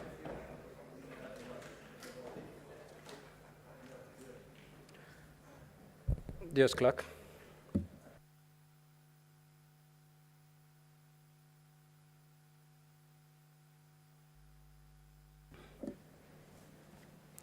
Sergeant at Arms, kindly go around and see any card that still remains in any delegate unit and carry it away with you. And for avoidance of doubt, voting is by delegation, delegates, because this is a matter that concerns counties. Sergeant at Arms, are we ready? Honorable senators, kindly proceed to log back.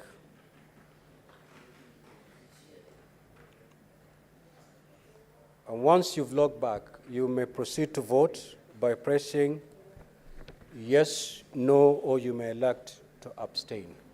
Proceed.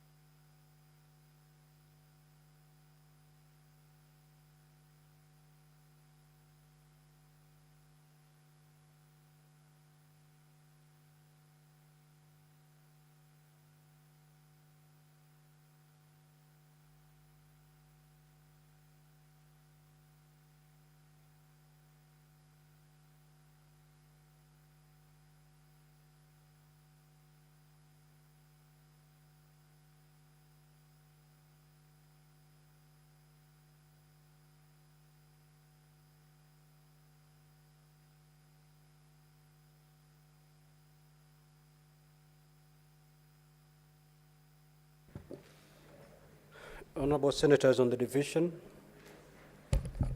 that the Senate adopt the report on the Select Committee on County Public Investment and Special Funds on non-remittance of pension deductions to the pension schemes by county government entities laid on the table of the Senate on Wednesday, 14th February 2024. The results of that division are as follows. Ayes 38, nays 0, abstention 0. So the ayes have it. Sergeant at arms, you may now withdraw the bar and open the doors.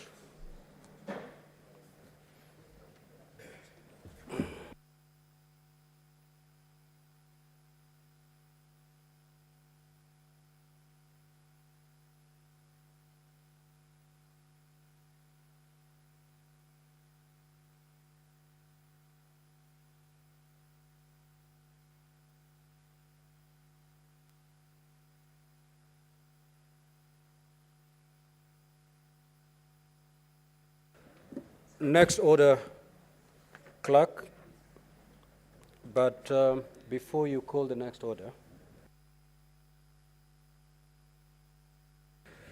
Honorable Senators, allow me to invoke Standing Order 45-2 for convenience of the House to rearrange the sequence of today's order paper.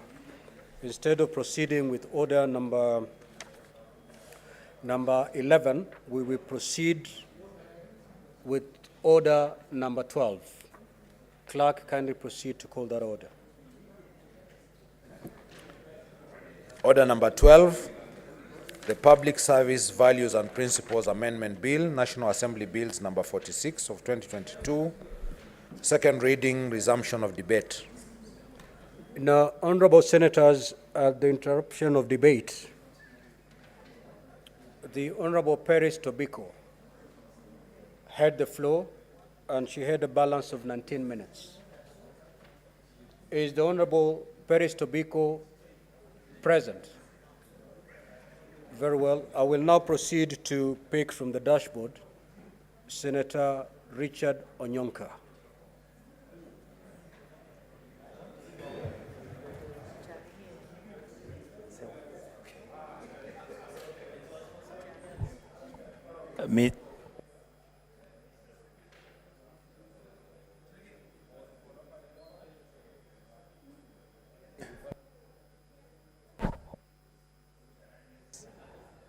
Yeah, it's on. It's on now. Mr. Speaker, I would like to sincerely make an apology because Madam Beatrice was consulting on what I need to contribute on. Gather your thoughts, then. Thank you, sir. Thank you. Time allowing, and because the Speaker's eye, you may have another opportunity. Senator Newton.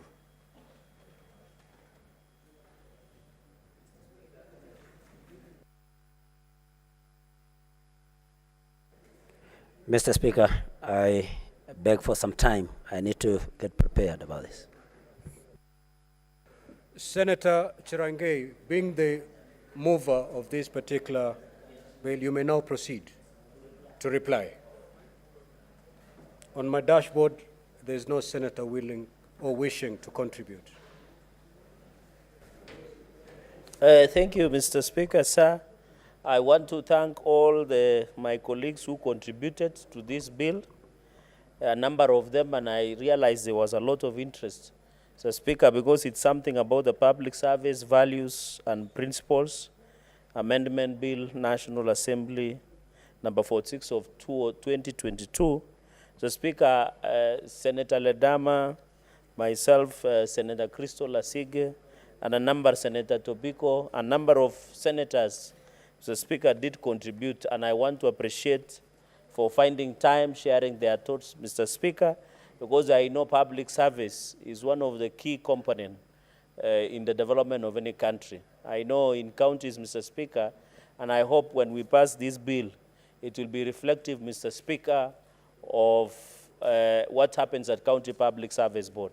Mr. Speaker, the upshot of this bill in quick succession is Article 10 on principles of good governance and national values, Mr. Speaker, and also Article 232 on values of public service, Mr. Speaker.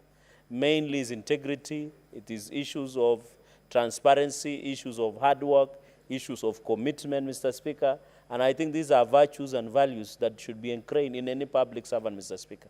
I know us as members of the Senate and members of Parliament or in leadership position, Mr. Speaker, are people, Mr. Speaker, who should also hold those values and principles, Mr. Speaker. Finally, Mr. Speaker, we want to see our public service being professional. Mr. Speaker, we want to encourage that we use meritocracy, Mr. Speaker, because in many instances, especially in the public sector, Mr. Speaker, we have seen situations where as people get closer to the governance, the corporate governance and decision makers of chief executive managing directors, Mr. Speaker, there is always not so much meritocracy. So I want to challenge the Public Service Commission that they need, Mr. Speaker, to look at meritocracy, to look at professionalizing our public service, Mr. Speaker. More so, Mr. Speaker, Mr. Speaker, the County Public Service Board, Mr. Speaker. When you go to most counties, public service boards of the counties has been politicized, Mr. Speaker. Most of the governors, and a number of them, like Kisii Governor, Mr. Speaker, did an head count, did audit of workers, but they have never given us the report as to what really happened, Mr. Speaker, because we have had this misnomer. Most governors will always tell you they are ghost workers, but there is no such report on head count and audit, Mr. Speaker, of human resource within the counties, Mr. Speaker. And therefore, I saw also the EACC and DCI the other day, they found a number of public servants, Mr. Speaker, or with the fake or fictitious academic documentation that they are presented, Mr. Speaker. We want to call upon that let us professionalize, let us maintain integrity within the public service sector. More so to counties, I wish, Mr. Speaker, in conclusion, that going into the future, I pray one day that no matter who is a governor of any specific county, any worker within that county should not be worried that there is a change of governor or another governor is coming. Let us professionalize the public service, even at the County Public Service Board, Mr. Speaker. I know when I say this, Senator Onyonga gets fired up because of the challenges he's facing at Kisii County, Mr. Speaker. But I know in fullness of time, as we inculcate and indoctrinate, we would want to see professional public service in Meru County, Mr. Speaker, where you come from, Mr. Speaker. We don't want, and also to challenge workers that work in county. When you serve, you are serving office of the county governor. You are not serving an individual. I have seen situation when a governor is not re-elected or a governor finishes his term, some workers or some within county governments become sick and lose hope. Since they were serving that individual, they were not serving a county. So I want to challenge county workers, serve the county government, don't serve an individual governor. And that is how we'll professionalize our public service and public sector in general, Mr. Speaker. And I have seen also, we want to advise, to ask courts also, Mr. Speaker, in the Labor Relations Act, Article 232, and other values, Mr. Speaker, to also be considered before making rulings, especially on labor disputes, Mr. Speaker. We have seen courts are just making labor, like the one against Kenya Revenue Authority staff that were hired, Mr. Speaker. If such matter can be reviewed, it has been overtaken by events because most of those young people, Mr. Speaker, have reported to duty. And we want to collect more taxes to ensure the president and the Kenya Kwanza government have sufficient revenue to transform this country, Mr. Speaker. So I want to ask courts also to be sensitive when they are making decisions, especially concerning issues of labor disputes, Mr. Speaker. Speaker, I want to thank your office and other stakeholders. I want to thank my brother, member of National Assembly, Mheshimiwa Rahim Daud, who coincidentally comes from your county, for coming together so that we co-sponsor. My challenge, Mr. Speaker, I want to challenge my colleagues from the both sides, both minority and majority. Let us use this strategy of co-sponsoring. When you have a bill here, look for a co-sponsor at the National Assembly. When a bill comes from the National Assembly, work with our colleagues, because in any way, we must work together for the betterment of Kenyans. So, Mheshimiwa Rahim Daud, we have worked together, Mr. Speaker, for this bill. I want to encourage the majority and minority rights. Let us co-sponsor this bill going into the future. With many remarks, Mr. Speaker, I beg to second and request that the putting of question be deferred until a later date as per the standing orders. I thank you, Mr. Speaker. Thank you, Senator Chalgei.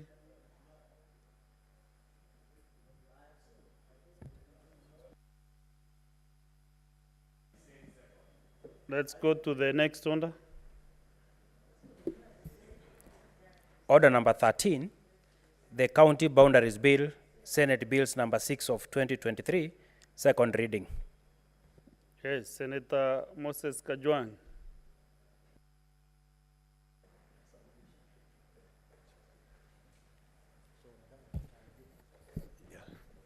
Mr. Speaker, I beg to move that the County Boundaries Bill 2023 be read a second time. Mr. Speaker, this bill is not foreign to the Senate and not foreign to senators. This is a fourth attempt by Parliament to have a legislative framework that gives effect to Article 188 of the Constitution. Article 188 of the Constitution talks about alteration of county boundaries. Mr. Speaker, this bill had previously been brought to this House under the sponsorship of Senator Mutula Kilonzo, and there have been about 3 attempts. There have been all sorts of arguments against the approach that we had taken in the past. At some point, the National Assembly vetoed it, saying that it was a money bill, that it was proposing a charge on the consolidated fund. And the latest attempt, this bill died due to lack of concurrence between the speakers of both houses. But this is a very important legislation. The team that was in Bomas, the National Dialogue Committee, flagged the issue of county boundaries as one of the key issues around cohesion that needed to be dealt with. And I took note that whereas the National Dialogue Committee made certain legislative proposals for the other pieces of laws that they felt should be enacted, when it came to the County Boundaries Bill, the National Dialogue Committee proposed that the bill that is currently before Parliament should be fast-tracked. And I do hope, Mr. Speaker, that this time this bill is going to get bipartisan support and bicameral support. The objective of this bill is to give effect to Article 188 of the Constitution. Mr. Speaker, the territory of Kenya is defined in Article 6 as comprising of the 47 counties that have been listed in the first schedule of the Constitution. The question has been, why do we have 47 counties and not 13 or not fewer, like Senator Khalwale has been reported as saying that we need fewer counties? Why do we have 47 counties?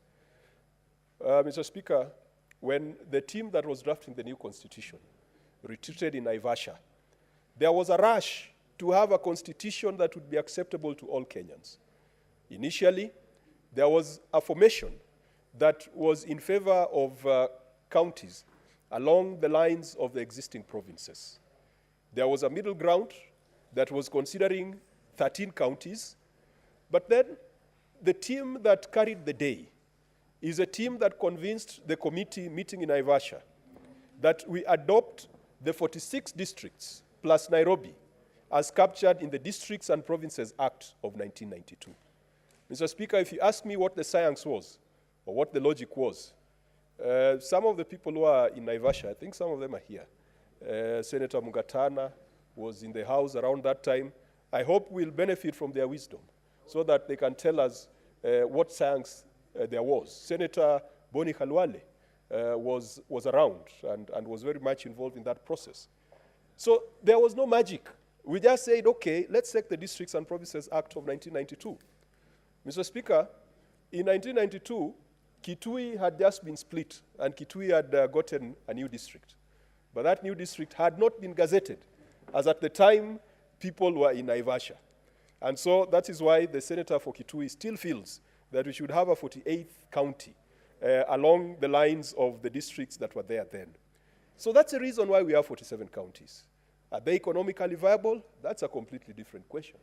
Are the boundaries natural, or they are man-made, or they've been gerrymandered to take into account certain clan or tribal issues? I guess that's still up for discussion. Where do counties begin and end? That is another vexing question. Just last week, Nyamira and Kisii, otherwise very good neighbors. They speak the same language, they have the same history. Nyamira and Kisii, people are fighting over a market in Keroka. And you ask yourself, so what does this market have to do to challenge age-old cultural ties, people who speak the same language from the same clans. And if we are not careful, we are going to lose lives.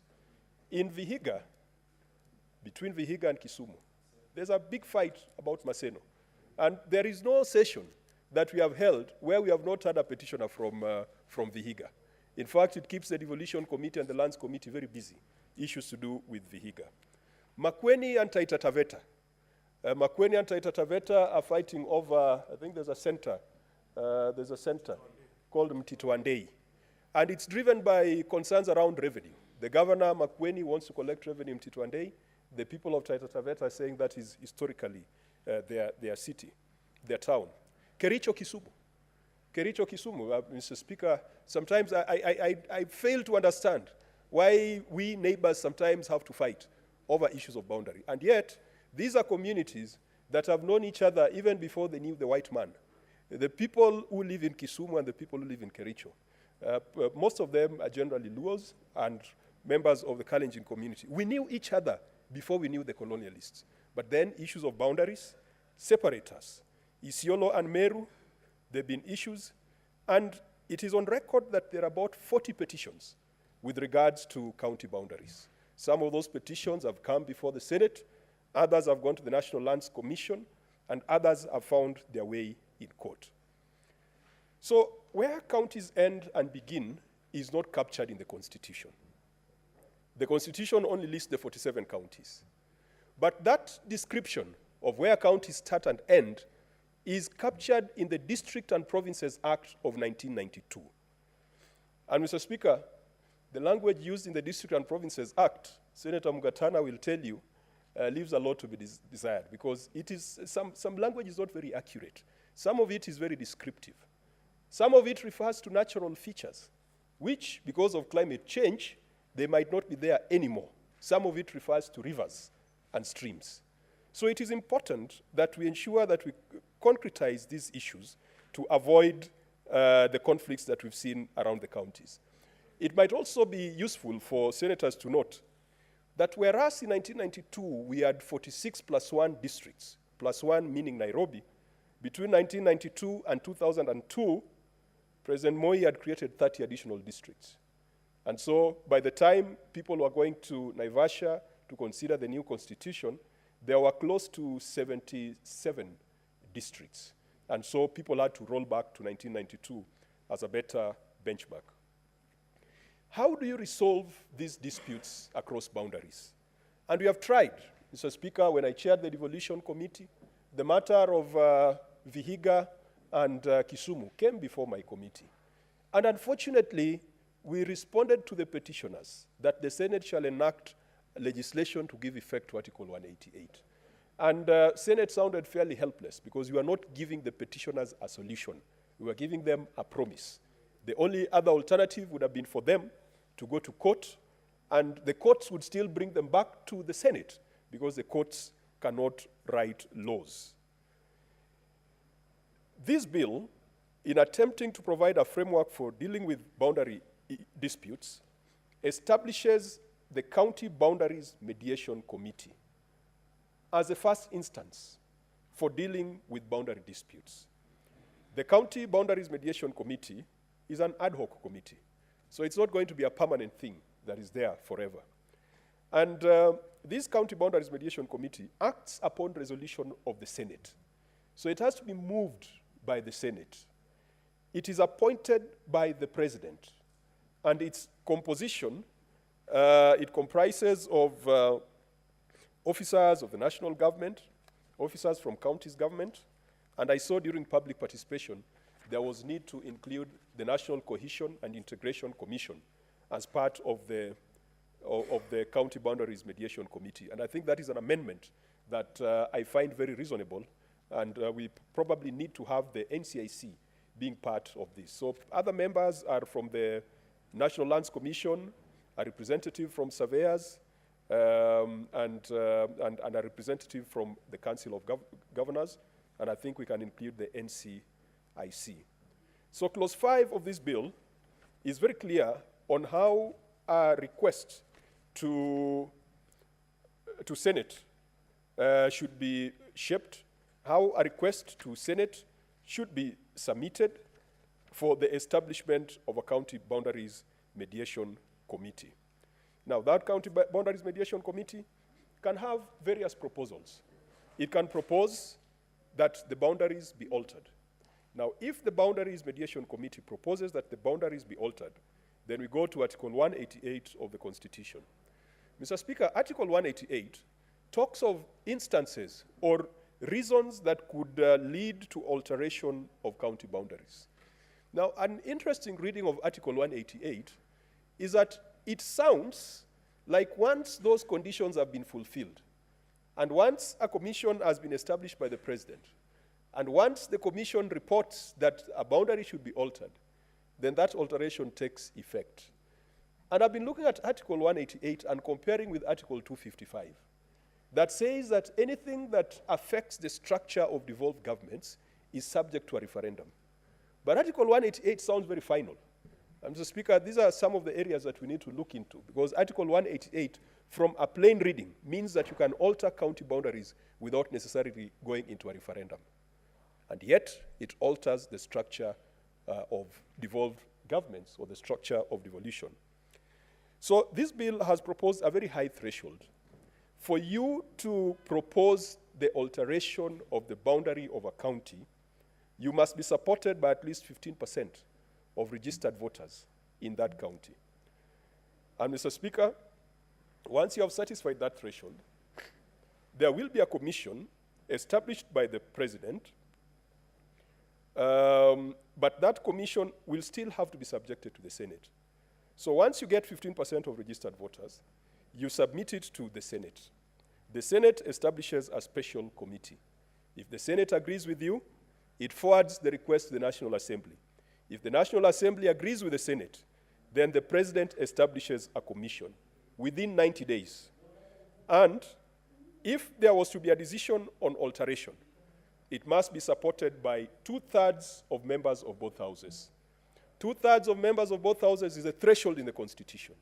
But the question would still remain, even with 2/3 of members proposing the alteration of county boundaries, should it go to a referendum? And we'll be relying on the bright lights like Senator Cherarkei to put together Article 188 and Article 255 and advise whether we should amend this legislation further to make it mandatory for a referendum. Otherwise, Article 188, it ends at approval by 2/3, and then the boundaries are altered. There's the other question of creating new counties. How do you create new counties? Mr. Speaker, this bill does not address that subject, because for you to create new counties, you must go into a referendum to alter Article 16, is that Article 16? That defines Kenya as comprising of the 47 counties in the first schedule. For you to amend the first schedule, you must go into a referendum. So this bill only deals with boundary disputes and cases where there is need to alter the boundaries of existing counties. Mr. Speaker, the challenges with the District and Provinces Act, which this bill seeks to repeal, is that the boundaries are described in a very narrative form in many cases. And there are very few counties where the boundaries are expressed in forms of GPS coordinates. And so this bill makes it mandatory for the Cabinet Secretary to maintain an electronic register using the latest advanced technologies to ensure that county boundaries are mapped and captured using GIS or GPS, the relevant technology, and it makes it an offense for anyone to alter those records. And that is captured in Clause 3 of the bill. The schedule that we have attached to this bill has been captured as is from the District and Provinces Act. And Mr. Speaker, a number of colleagues here have expressed their concern that that schedule, sometimes the way it has described those boundaries is a bit tricky. Unfortunately, we don't have any other point of reference, because when people went to Naivasha, they referred to the District and Provinces Act, and that then became part of the Supreme Law. And so if you go back and try to rewrite the District and Provinces Act, I can tell you you're going to end up in a lot of problems. And no Kenyan is going to accept that you move the existing boundaries even by a single inch. This bill, and even the alteration of boundaries, and even issues of mediation, must be subjected to serious public engagement. Mr. Speaker, even as I move, I'm still asking myself that if you've got a petition from County X, for example, Vihiga County, you have a petition from Vihiga, and Vihiga has moved Parliament to alter the boundary. How do you capture the voice of the people of Kisumu, assuming the boundary would be moving and carving Maseno to be part of Vihiga? Just as an example, I know Senator Osotsi is firmly convinced that Maseno is part of Vihiga, and we are entitled to our own opinions, but not to our own facts. Of course, the facts might look a bit different. But if the people of Vihiga initiate that motion, and they are able to convince Parliament that that boundary should be altered, how do you capture the voice of the people of Kisumu who feel like something is being taken away from them? And I'll be relying on my colleagues to advise on how some of these things can be done so that by altering a boundary, you do not kill one county just to strengthen another county. Mr. Speaker, our greatest battle is to defend the territory of the Republic of Kenya. These county boundaries are superficial. And I want to implore Kenyans that we don't need to be killing each other over issues of boundaries around counties. The boundaries are not natural. The boundaries are not entirely cultural. The boundaries are not entirely historical. They were constructs of a government that perhaps sought to gerrymander to ensure that it had more administrative units that it could control. And Mr. Speaker, even though today we are talking about alteration of boundaries and mediation where there are boundary disputes, this House must take judicial notice. And on this, the leader of government business in this House must tell us the direction we are taking as a county vis-a-vis the structures of devolution. Because just the other day, I've had in my county the establishment of about 6 or 7 sub-counties. Now, the problem with these 6 or 7 sub-counties is that they then operate in competition with the structures of devolved governments. You have people wearing colonial-era uniform walking around trying to police and to shepherd politicians who have been elected by the people.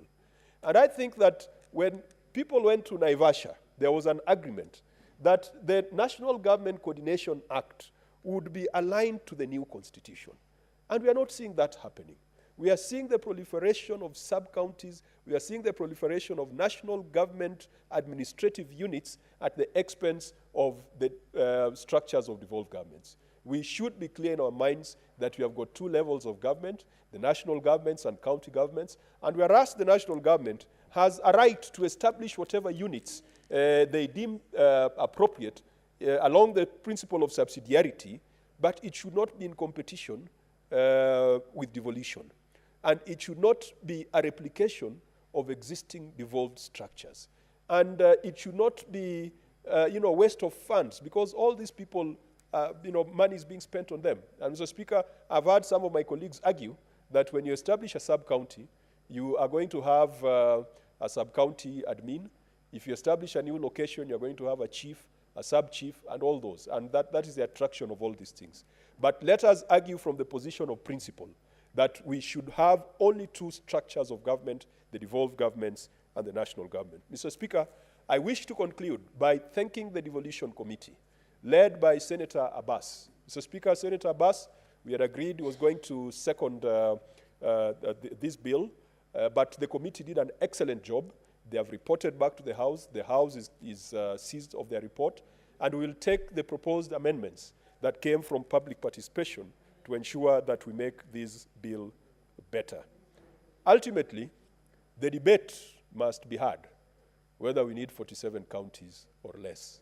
And Mr. Speaker, for those of us who look at books of accounts on almost a daily basis, the 47 county governments are beginning to look like 47 payroll offices because the bulk of what they do is to pay salaries and to chase for exchequer to be released. We must ask ourselves and have a candid conversation on the kind of economies of scale that we need to ensure that we have fewer counties that can synergize better. But before we get there, perhaps it's within our powers to come up with a law on regional economic blocks. We have regional economic blocks covering, I think in northern Kenya, the senator for Mandera spearheaded the formation of a regional economic block. The problem with regional economic blocks is that they have no legal form. So they cannot engage with an investor. They cannot even receive money from county governments because the Public Accounts Committee cannot accept subscriptions or contributions to a regional economic block that has no legal form. So it's a very small amendment that we need to make to the law to allow the regional economic blocks to have some legal form, to allow them to be body corporates, to allow them to be entities or corporations of county government so that they can be audited and they can receive resources from the respective counties. If we did that, that would be a halfway situation between the 47 counties and the desired number of counties. I still believe that the desired number of counties in Kenya should not exceed 13. I still believe, Mr. Speaker, that Nairobi City County should never be managed in the manner in which it is managed by politicians. Nairobi City County is not just a capital of Kenya. It is a capital of the United Nations, hosting the United Nations Environment Program, hosting the United Nations Habitat Program. We cannot be running Nairobi City County the way we are running Homa Bay Town. I didn't want to say Kakamega, but we cannot be running Nairobi the way we are running Kakamega. We cannot be running our cities, Nairobi, Mombasa, Kisumu, Nakuru, and now Eldoret, using the same template, the same rule, and the same laws that we are using to manage Migori City, the Migori City on the border of Kenya and Tanzania. I still believe that that is a hard conversation that we must push. And leader of majority, I hope that you're going to revive your legislative proposal, which once you came to this house and convinced us that Nairobi should be managed differently. And I still admire your courage then, until the then governor for Nairobi accused you of doing some things with him in toilets, and then you disappeared. Mr. Speaker, with those remarks, I beg to move, and Senator Abbas was to second me. His absent Senator Sifuna was to second me. He says he left his notes in his car. Majority Leader, I pray that you be kind enough to second this bill because it's a bipartisan bill. And Senator Osotsi is also keen on seconding as long as he does not claim Maseno on the floor of this House. Thank you, Mr. Speaker. I beg to move. Okay, Majority Leader, second the bill. Thank you, Mr. Speaker. Mr. Speaker, I rise to second this bill by Senator Moses Kajwang, a man who likes to keep his options as many as possible in many affairs in his life. That's why even in seconding, you can see how many people he has lined up to second this particular bill. Mr. Speaker, sir, this is an extremely important bill that has been through the corridors of this House for quite a long time. Yet it is an extremely important duty which we must carry out as a House of Parliament, and more specifically, Senate. Boundary disputes, Mr. Speaker, are not new in this House. And many afternoons we have spent here listening to petitioners pleading to Senate that please, can you manage for us this dispute between County X and County Y? Senator Moses Kajwang did mention the inter-county disputes, but he forgot that previously we have also received intra-county disputes as well, between certain regions of a particular county and the other. And Mr. Speaker, that is as if that is not enough. Even when you recently, Mr. Speaker, had the National Dialogue Committee, part of what engaged our precious time are many of such disputes. In fact, if you read the NADCO report, Mr. Speaker, Senate has been asked to particularly expedite this particular bill so as to try and reduce and ease the tensions that is simmering between many counties without and within of their boundaries for many reasons. but at the heart of it all, Mr. Speaker, is about resources. And therefore, this bill, Mr. Speaker, provides the legislative platform, Mr. Speaker, for us to be able to set up county boundaries mechanisms for resolving, first of all, the disputes by setting in place what Senator Moses Kajwang and is referred in the bill as the primary level of Speaker, that we are proposing a mediation committee. We always speak of alternative dispute resolution as a way of resolving disputes, Mr. Speaker. But this is the very first time in an act of parliament we are proposing actually to establish in law mediation committees within our counties, Mr. Speaker, to look into issues that arise. And perhaps maybe later on, with the success or otherwise of this, we shall learn useful lessons of how to craft devolution-centered laws, Mr. Speaker, that will provide the opportunity for people when they disagree in our various counties, Mr. Speaker, to first seek to mediate within the county without even going outside of it, Mr. Speaker. For that is an important element of all the conversations we've had over the last few years, Mr. Speaker, with the judiciary. Many times we are told that there are many cases that are before our judges, Mr. Speaker, that ought not to be there in the first place, that if people had sat down over a cup of coffee or tea, Mr. Speaker, they will have reached an amicable resolution of. And therefore, I am particularly impressed by Section 6 of the bill, Mr. Speaker, where we set up this mediation committee and the kind of people that are to chair the mediation committee, where the chairperson needs to be an advocate of the High Court of Kenya. I have raised times without number complaint on this appetite by our friends from the legal fraternity to reduce everything to be about legal dispute. If it was always about legal, Senator Catherine Muma, then we wouldn't be having the divisions we have in our courts and the failure to disagree. I am yet to meet two lawyers who agree on the same topic.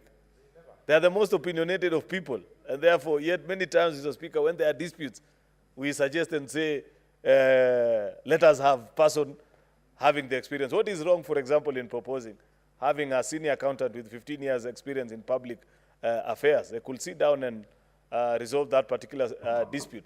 Or somebody who has a prowess in conflict resolution, even if an elder in a society. But nonetheless, Mr. Speaker, I want to agree with this proposal because you do recognize, Mr. Speaker, that I am seconding the bill. And when you're seconding the bill, you move the bill as is. That is a practice that many people are yet to learn, that the mover and the seconder in their comments are restricted to the bill as is. Subsequently, members who are contributing, like now those who will arise to speak to this particular bill, Mr. Speaker, may choose to disagree with one or two provisions of the bill and what they think. But, Mr. Speaker, then there is a proposal to have a person from the affected counties, the commissioner from NLC, a surveyor, that is a profession now who is rightfully in place because boundaries are matters of survey, Mr. Speaker, a public officer who shall be nominated by the CS, who shall be secretary to the committee, but remember they are an ex-officio and they do not vote.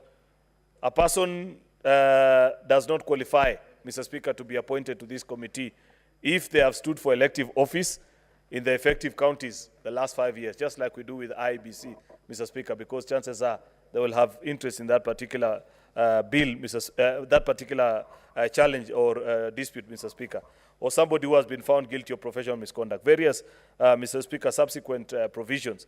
And therefore, you set up a mediation committee each time when this such a petition is presented before us, of course, and it provides for how to pay for them. And this mediation committee, Mr. Speaker, is not just a baraza for people to sit. They actually have powers as per Section 12 of the Act or the bill as proposed, Mr. Speaker. They have the powers of the High Court.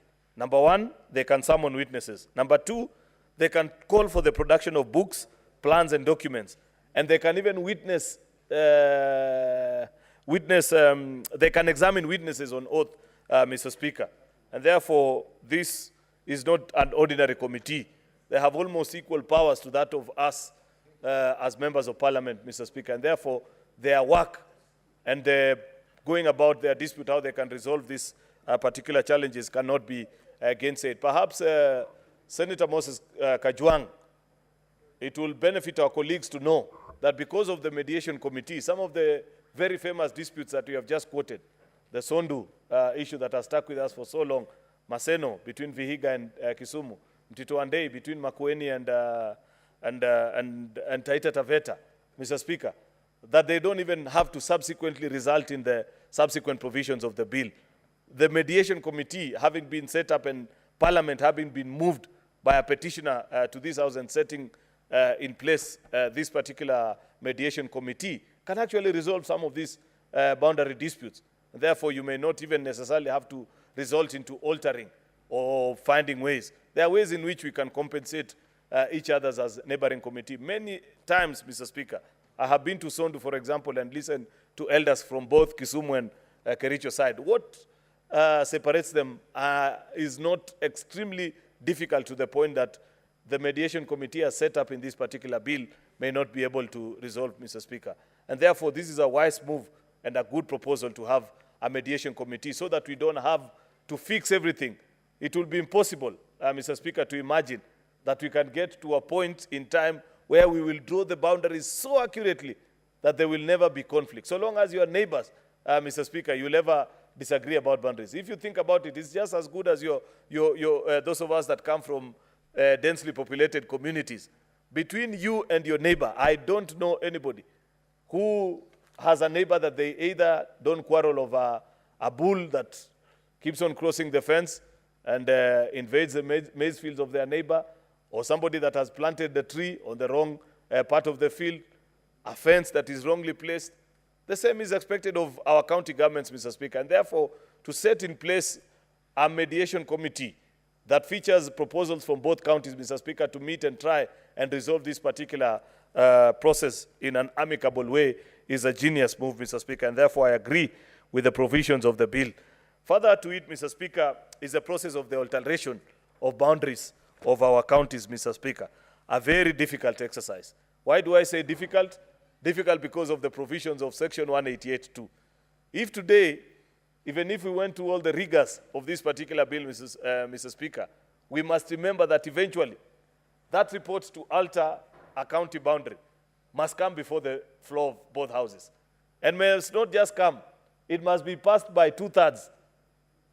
In the three terms that have been in this House, Mr. Speaker, there is nothing that has raised 2/3. Maybe only the impeachment of Deputy Speaker Kithure Kindiki, where people were mobilized, Mr. Speaker, some from hospital beds, to come and execute very dirty work, Mr. Speaker, on the floor of this, Deputy Speaker Kithure Kindiki. Apart from that, Mr. Speaker, there has never been, and you know Senate's threshold is easier to achieve because it's only 45 out of 67. Now imagine the National Assembly, out of 349 members, Mr. Speaker, to get 2/3 of that particular, almost 230-something, 34, 35, Mr. Speaker, to be convinced and balance all the interest and, you know, all the political play that come into it, Mr. Speaker, is not an easy exercise, Mr. Speaker. Why is that a genius provision?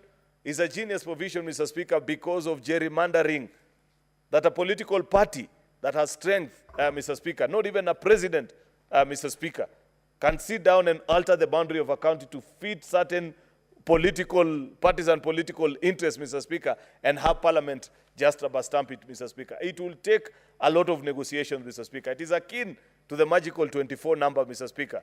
Many of those that haven't been able to live through this House in the formula passing processes, Mr. Speaker, will enjoy and appreciate the genius of the magical 24 delegation next year when you commence the process of discussing the 5th generation formula, Mr. Speaker. Therefore, Mr. Speaker, this process as proposed, Mr. Speaker, in this particular part 4 of the bill, Mr. Speaker, on trying to establish what are the considerations, Mr. Speaker, of altering county boundaries that takes into consideration physical and human infrastructure, historical ties, cost of administration, and so on and so forth, Mr. Speaker, that it won't just be as easy as people imagine, Mr. Speaker, that once a process has gone through the independent commission that is being set up, Mr. Speaker, Parliament will have the eventual vote of how this exercise is done. Hence, the importance of the earlier point that I had mentioned, Mr. Speaker, about the need for a mediation committee, because it is important for people to know, even as they mediate, that failure to the mediation exercise, then they will be stuck with the problem, because like I have mentioned, it will not be easy, Mr. Speaker. For a county boundary to be altered, then it must pass the test of scrutiny of both the majority and the minority side in both houses of parliament, or at least, Mr. Speaker, a significant portion of both sides, Mr. Speaker. Therefore, Mr. Speaker, I appreciate that particular provision, Mr. Speaker. The Speaker of the Senate, Mr. Speaker, is an interesting player, because within 7 days of a reception of a petition under Section 17, it will be important to point out, Mr. Speaker, what Section 17 is about. Section 17 of this bill is about Parliament being petitioned to alter a county boundary. And the people who can petition Parliament includes any person who is a registered voter, the senator of that particular county, the member of the National Assembly representing a constituency within the county, and a county governor on behalf of the county government. When that petition is presented to the Senate, Mr. Speaker, the Speaker of the Senate shall have 7 days, Mr. Speaker, to report the report of the petition, then refer the petition to a special committee of the Senate established to consider the petition. We will set up a committee to actually look into that particular petition. Then that petition shall be referred to the special committee of the Senate, which shall have only 30 days. Mr. Speaker, normal petitions have 60 days.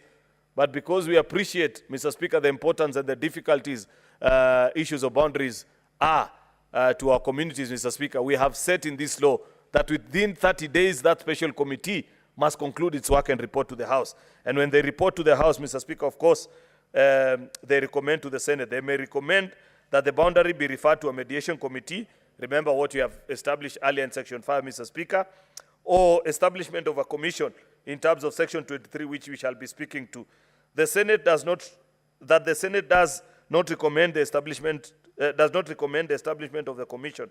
If the special committee makes a recommendation under A, then the Senate shall within 7 days consider the recommendation of a special committee, a further special committee to look into that particular.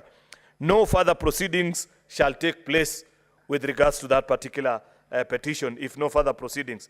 Then Section 23, Mr. Speaker, the process is the same also. This process actually commences in the Senate, but it goes all the way to the Assembly. It is important for members to know that the place to set up a petition for county boundaries is here in the Senate. But once we are dispensed off with the matter, it goes to our colleagues in the lower house, Mr. Speaker. And the National Assembly, Mr. Speaker, must concur with the resolution of the Senate for the establishment of a commission, and therefore the commission is established in accordance to Section 23, or does not concur with the resolution of Senate for the establishment of the commission, then the petition shall be referred to a mediation committee in accordance with Article 115, the same way that all bills that comes from this House, when members of the Assembly do not agree with us. If the Assembly fails to consider resolution within a specified time, the National Assembly is deemed to have approved the resolution. I wish we can put this particular provision in many of the bills, Mr. Speaker, that we send to the National Assembly. Then by sheer luck or whatever means, Mr. Speaker, they fail to read it and it's signed into law. So that the many bills that members complain that they have sent a particular bill, it has taken X number of months, it hasn't been considered by Assembly, it takes effect and becomes law, Mr. Speaker. So that is if they choose not to consider that particular. But when they pass the resolution, Mr. Speaker, then the Speaker of the Senate shall, within 7 days of the approval by the National, submit the resolution to the President for the establishment of the Commission in accordance with Section 23. What is this Section 23, Mr. Speaker, that is being mentioned so prominently, Mr. Speaker, in this particular act? And this is part of not very fluent legislative drafting. This is a conversation we can have about legislative drafting. To have, I know Director Mogere is a good drafter as well, draftsman. But sometimes we have challenges in how we do our bills. You refer to certain sections before you eventually get to them. You find Section 23 being referred to as an eventual solution to an item that is in sections previously to it. Maybe we need to think about how to clean up in future when you're making such laws. Anyway, Mr. Speaker, the point is this: what is Section 23 of this particular bill? Section 23 of this particular bill is, and Part 5, Mr. Speaker, is when Parliament has been moved under Section 22. Remember the earlier provisions of Section 22. Then an independent county boundaries commission is established, and the President shall, within 14 days of the reception of the petition, nominate members of a committee in accordance with this part. So it's a setting up of what is known as Independent County Boundaries Commission. An independent commission, Mr. Speaker, that the membership is listed there. Person from IBC, one person from NLC, principal secretary for matters related to land and physical planning, 2 persons of the opposite gender who are not residents of the affected counties, nominated by COG. Mr. Speaker, a person who is a surveyor, a practicing advocate who has experience of more than 15 years, who shall be nominated by LSK, Mr. Speaker, and then a secretary commission to the commission who shall be an ex officio. Once that committee is set up, Mr. Speaker, then they will look into all those issues. Remember what you had raised. They have the powers to call, Mr. Speaker, then it's listed what are the qualifications to be a member of a commission. And Mr. Speaker, is listed. The functions of the commissions are listed, which is to make appropriate recommendations in accordance with Article 188. Then the commission also, according to Section 27, shall have all the powers that I had previously mentioned, Mr. Speaker, that they feature in a mediation committee. Finally, Mr. Speaker, when this committee has recommended whatever the report and the findings back to Parliament, Mr. Speaker, every officer of the or institution or national county shall accord such assistance. No, that's not the part that I needed. Mr. Speaker, I wanted to mention, Mr. Speaker, Section 28, that the conduct of the regulation of affairs of the Commission shall be provided in the 4th schedule. Thereto, the Commission may regulate its own provision. Then, Mr. Speaker, of course, the Commission is expected to observe the principles of impartiality, rules of natural justice, and all the other subsequent provisions, Mr. Speaker. After they have presented their report, of course, Mr. Speaker, the committee shall stand dissolved within 1 month, Mr. Speaker. The chairperson shall, before assuming office, subscribe to the oath of office under the 5th schedule. I just wanted to point out to members, under the 4th schedule of the bill, Mr. Speaker, on the conduct of business by the Commission, that it shall be through minutes, interest needs to be declared, a person who contravenes all this, there is even set out the quorum for conduct of the business shall be at least 3 members of the Commission, the chairperson shall preside, Mr. Speaker, if there is no unanimity in a particular subject, it shall be by vote. Therefore, it's a well thought out, Mr. Speaker, Commission. They have provided the procedure also in the bill on the 2nd schedule of how to petition Parliament, that it can be handwritten, Mr. Speaker, printed or typed, English or Swahili, free alteration in line. It shall be addressed to the Senate, Mr. Speaker, and so on and so forth. Therefore, Mr. Speaker, this is a very important exercise that we need to complete this particular issue so that we can conclude. There are various counties that are listed there, all the 47 counties, Mr. Speaker, touching where they commence, and all the features of that particular. You can read, members, all the particular and listed. Section 36 is on Bomet County, 35 is on Kericho, Mr. Speaker, together with the geographical location and the degrees 32, Nakuru, and so on and so forth. Therefore, Mr. Speaker, I want to urge members to support this particular bill because it shall help us in resolving one of the challenges that our devolved units continue to face, Mr. Speaker. I believe after which we can embark on even more difficult issues such as what was raised by Senator Moses Kajwang. And I think I raised this, it may not have been in the House at that particular time, that in this particular session, during my first speech to the House, Mr. Speaker, when we resumed this session, that as a House we must address ourselves to the rising cost of running county governments, where counties are almost getting to almost 50% on the current, over and above 50% on just salaries alone, Mr. Speaker. I've seen counties that are as high as 47% just on salaries of all the devolved funds. We need to rename. If your governor is spending upwards of such numbers, they need to stop referring to them as governors. We need to call them paymaster generals, because that's ideally that is what they are. They are not running a county government. They are simply HR payroll masters, Mr. Speaker. Therefore, this is a conversation that we need to have.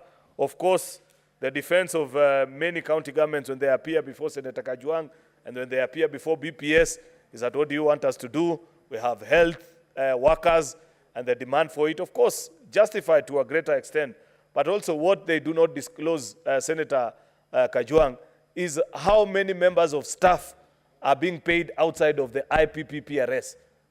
A significant number. Many governors are setting what you would consider as small gangs in the name of young people. They're being told, kazi kwa vijana and all these things, and not being carried out through a competitive process, Mr. Speaker. MCAs are being told, get me 50 people per ward. These people are supposed to clean drainages. Yet these are the people that accompany governors to funerals and weddings. And if the senator like Kajwang tries to say anything or disagree with the county governor of Homa Bay, Mr. Speaker, then they are quickly escorted out of the function. With this particular young man, Mr. Speaker. Those are the people that are googling up more than 50%. Yes, I am told there is one called Green Army in Sifudas County, Mr. Speaker. And so many, Mr. Speaker. I'm told they all originate from the famous Men in Black from Sifunas Party. That's where the inspiration came from, Mr. Speaker. So many governors have learned this. But we need to have that conversation so that we go through item by item on who are these people and what is a necessity, Mr. Speaker. An institution must have an optimum establishment, Mr. Speaker, because there are many officers that you find in our county government officers whose duties are not properly defined. Therefore, it is the duty of that particular county governor to rationalize their personnel so that you make a bold decision and say, I have decided from today that we are not continue to hiring on this particular department. We can transfer, encourage even staffers to go back to school and learn new professions, Mr. Speaker, so that they can get better employment opportunities in the county. That is a conversation that we need to have, Senator Moses Kajwang and us entirely as a counter. But for now, Mr. Speaker, with those very many remarks, I beg to second this particular bill. Thank you, Mr. Speaker. Thank you, Majority Leader. Honorable Senators, I propose the question that the County Boundaries Bill, Senate Bills number 6 of 2023, be now read a second time.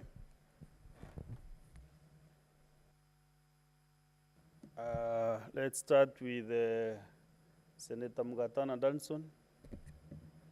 Mr. Speaker, I want to first of all congratulate the Honorable Senator Kajwang for bringing this bill to the House, and I thank the Majority Leader for a very elaborate speech that he gave in seconding this bill.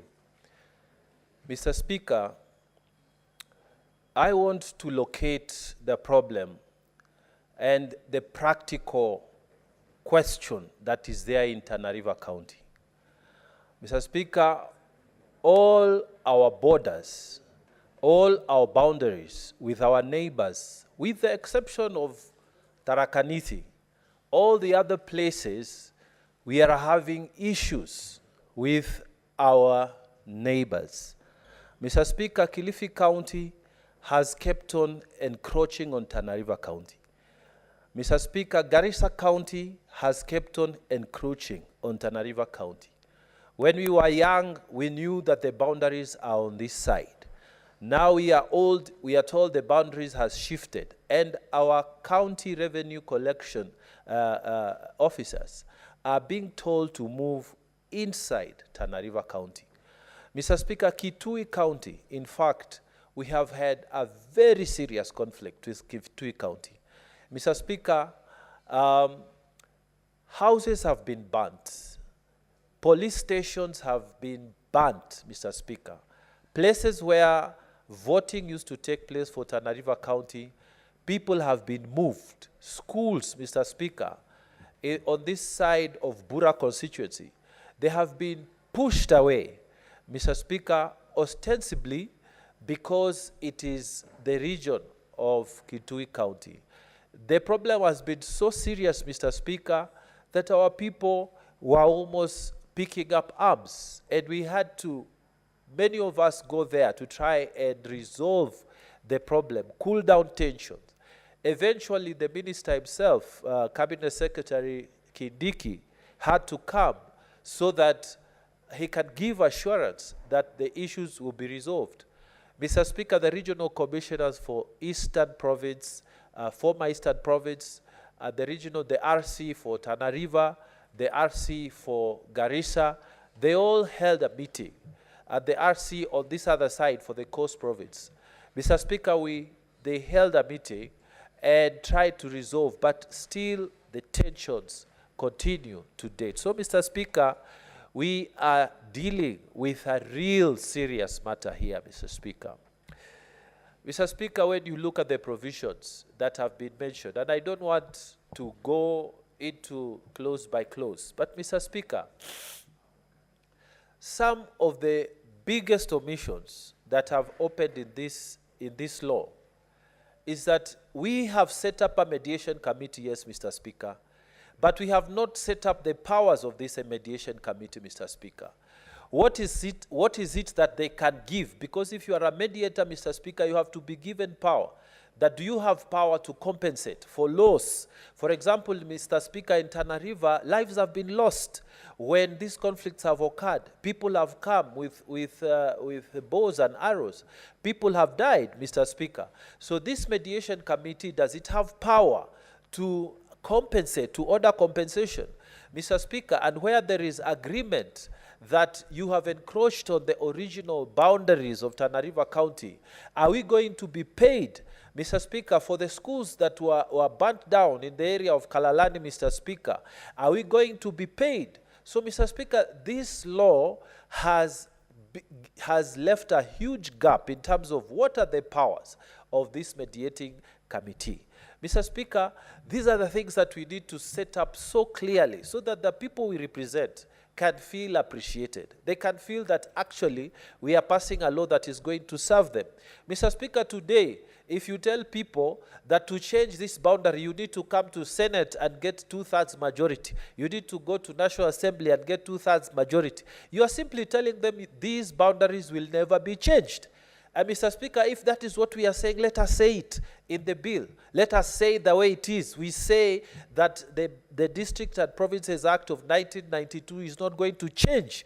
So what we are going to change are compensatory mechanisms. So that, Mr. Speaker, let us put our heads together. We are a lot of clever people in this Senate, Mr. Speaker. For everyone to sit here, Mr. Speaker, if we apply our minds, we applied our minds to get ourselves here, and by the grace of God, we are all here. I am sure, Mr. Speaker, we can crack the problem. The problem, Mr. Speaker, as it has been mentioned, is revenue collection. So can we agree? Can we agree that the boundaries are what was there? But the revenue collection for these cities that are in the borders, let us share 50-50, 60-40. And for those who have lost, Mr. Speaker, compensation mechanism must be created so that the people of Tana River, Mr. Speaker, when this bill passes, they are able to say, look, there is a law now, I can go to that committee, and that committee will give me back my house, will give me back my shamba, will give me back the school that was built and was burnt down by CDF money, Mr. Speaker. So I think there is a huge gap, Mr. Speaker. The other power, Mr. Speaker, is to be able to return, to redefine the areas or to make it clear. Mr. Speaker, the Cabinet Secretary, the relevant Cabinet Secretary has been given power to put electronic marks to define these boundaries. Mr. Speaker, when the mover was moving this bill, he said that some of the boundaries have been set up using physical marks. Like now, people in this bill are talking about River Tana and how it is moving. Now, Mr. Speaker, if you say that the boundaries between Garissa town and River Tana and Tana River is 3 kilometers away from the river, this river changes, Mr. Speaker. When it is flooding, it goes this way. When it is not flooding, it goes the other way. So what is the boundary, Mr. Speaker? Mr. Speaker, if you look at the bill, there are some counties, boundaries that have been done so well, but in some places they just casually talk about the river, you know, a hill somewhere, Mr. Speaker. Hills, they change, Mr. Speaker. We cannot be talking in those old days. So this particular provision, Mr. Speaker, we've got to have a very clear scientific demarcation of these boundaries using modern technology, Mr. Speaker. And Mr. Speaker, it will help if our own county surveyors are involved in that process of demarcation. Because, Mr. Speaker, if the surveyors from Nairobi are going to come and they're going to say, no, we are supposed to follow the river.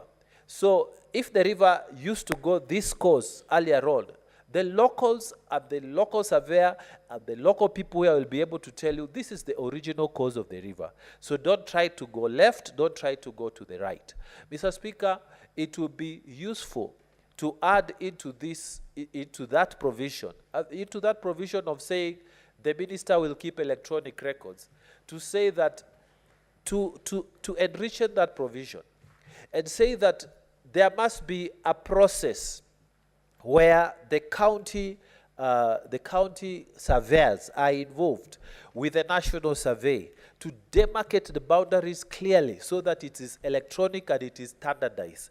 So that at the back of the act, we are very clearly able to say it is these demarcations, these points that define the counties as they are. Mr. Speaker, I wanted to also say that attacks have been made here and suggestions have been made that we should not, why are we always going to lawyers? For example, the lawyer that is supposed to chair this mediation committee. Mr. Speaker, we have nothing against, as an advocate or a lawyer, I have nothing against a mathematics professor sitting on this whatever. I have nothing against a doctor of law, a doctor of medicine sitting on this. But Mr. Speaker, we have to accept that the business of lawyers is very wide. They are always accepting disputes from a very, very wide range of disputes that arise. And that is the business that we have been trained in. So when you put a lawyer to make a decision, you are putting a person who is in his space. But if you take a doctor who has been running a clinic for the last 20 years and you tell him a dispute boundary, Mr. Speaker, I have a brother of mine who sometimes I talk to, he's a doctor, and I talk to him, I tell him, would you consider public service? He says, I would never in my life want to go and deal with crowds like you do. Why? Because I want to deal with you one-on-one. When I see you, you see me. Not all those crowds, all those, and I take your blood sample, I go and measure it in the lab, and they will give me the results, and I will treat you. Now, most medical people, maybe with the exception of people like Boni Khalwale, but most medical people think in a very straight line, Mr. Speaker, very clear. Most scientific-oriented people think in a very straight line, very clear. 1 + 1 is 2 if you are using base 10, unless you change the base. So, Mr. Speaker, when we say an advocate of the High Court should sit to chair this committee, I don't think we should make a big issue. When we say members of the Law Society should be nominated into these boards, they are very, very helpful. And I don't want us to prejudice our profession, because our profession has seen its good days and its bad days. Mr. Speaker, it was not the people in the research scientists who are out in the streets during the dark days of oppression. Mr. Speaker, it was the lawyers who went they were receiving those problems from everybody, and they said, let us go and make change. And this country became better because of the contribution that people did. Mr. Speaker, I wanted to also say this. These boundaries that we are talking about, Mr. Speaker, the boundaries that have been created, as we said, and I want to really emphasize this, Mr. Speaker, we must come up with powers allocated to the mediation committee. What is it mediating? What kind of disputes can it mediate? What are the powers that it has for it to make resolution of disputes that are coming before it? And are we going to allocate the same powers as the powers of the High Court? What is the ruling, the effect of the ruling of this mediation committee, Mr. Speaker? And Mr. Speaker, let us also be honest to ourselves. Let us not tell Kenyans we are going to change these boundaries, because it's not going to happen, Mr. Speaker. Mr. Speaker, 2/3 in National Assembly, and then come 2/3 in the Senate, Mr. Speaker, it will be a magical thing for that to happen. It is almost like a constitutional change. And Mr. Speaker, already we have the question, or even if we pass it, even if that magic is it really possible to change the boundaries of a county, and yet at the same time not change the structure of the definition of what the county, the territory of Kenya should look like? So, Mr. Speaker, I think it is honest of us to say county boundaries are not going to change. What we need to do is to agree on compensatory mechanisms. What we need to do is to craft a bill that is going to give powers to the ad hoc committees that will be set up to agree to share. If it is, the question is revenue, let us agree to share revenue. This county X, county Y can agree to share revenue. Mr. Speaker, the question of trying to create territories within Kenya, these artificial territories, it will create a lot of tension amongst our people. If county X, like Kitui County and Tana River County, if we know that the only thing that the boundaries isn't going to change, but you people, we have created a town around here. You collect 50% and we collect 50%. Then, Mr. Speaker, the people of Kitui, the people of Tana River, we live like brothers and sisters, the way it was intended by God. Let us not give false hope that people are going to shift boundaries. Mr. Speaker, I beg to support. Thank you. Thank you. Next is Senator Moruma Jones. Asante Mheshimiwa Spika kwa kunipa hii fursa ili kuchangia huu mswada wa County Boundaries Bill. Mheshimiwa Spika, si mara ya kwanza huu mswada kuja huku. Ulikuwa katika bunge lililopita, lakini huu mswada ulipata maafa katika bunge la kitaifa na haukupita kuwa sheria. Mheshimiwa Spika, nianze na pale Mheshimiwa Mungatana alipomalizia ya kwamba tusidanganyane, ya kwamba haiwezekani kubadilisha mipaka. Ibara ya 188 article 188 inasema kwamba inawezekana kubadilisha mipaka ya county. Kwa hivyo yeye kama mwanasheria, na nafikiri walihusika moja kwa moja wanasheria kuandika katiba, sionelei ni vipi kwamba kipengee kilijipata katika katiba ya kwamba mipaka ya county inaweza kubadilishwa, na yeye anasema tusidanganyane kwamba haiwezekani. Inawezekana, Mheshimiwa Spika.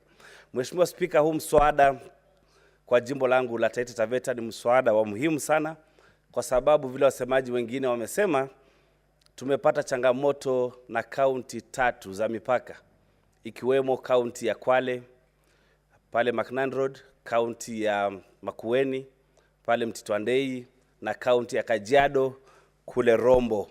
Na Mheshimiwa Spika, wale watu wa Taita Taveta wanasikia wamefinyika, hasa wale wazee ambao wanasema nyinyi tumewachagua viongozi, lakini mnaacha mashamba yetu yanaenda, sijui watoto wenu watakuja kuishi wapi. Kwa hivyo Mheshimiwa Spika, nimshukuru Mheshimiwa Kajwang, Senator wa Homa Bay, kwa kuleta tena huu mswada kwa hii nyumba, kwa sababu ukipita utapea uhai ibara ya 188 ambayo inaangazia mambo ya kuangalia mipaka ya counties.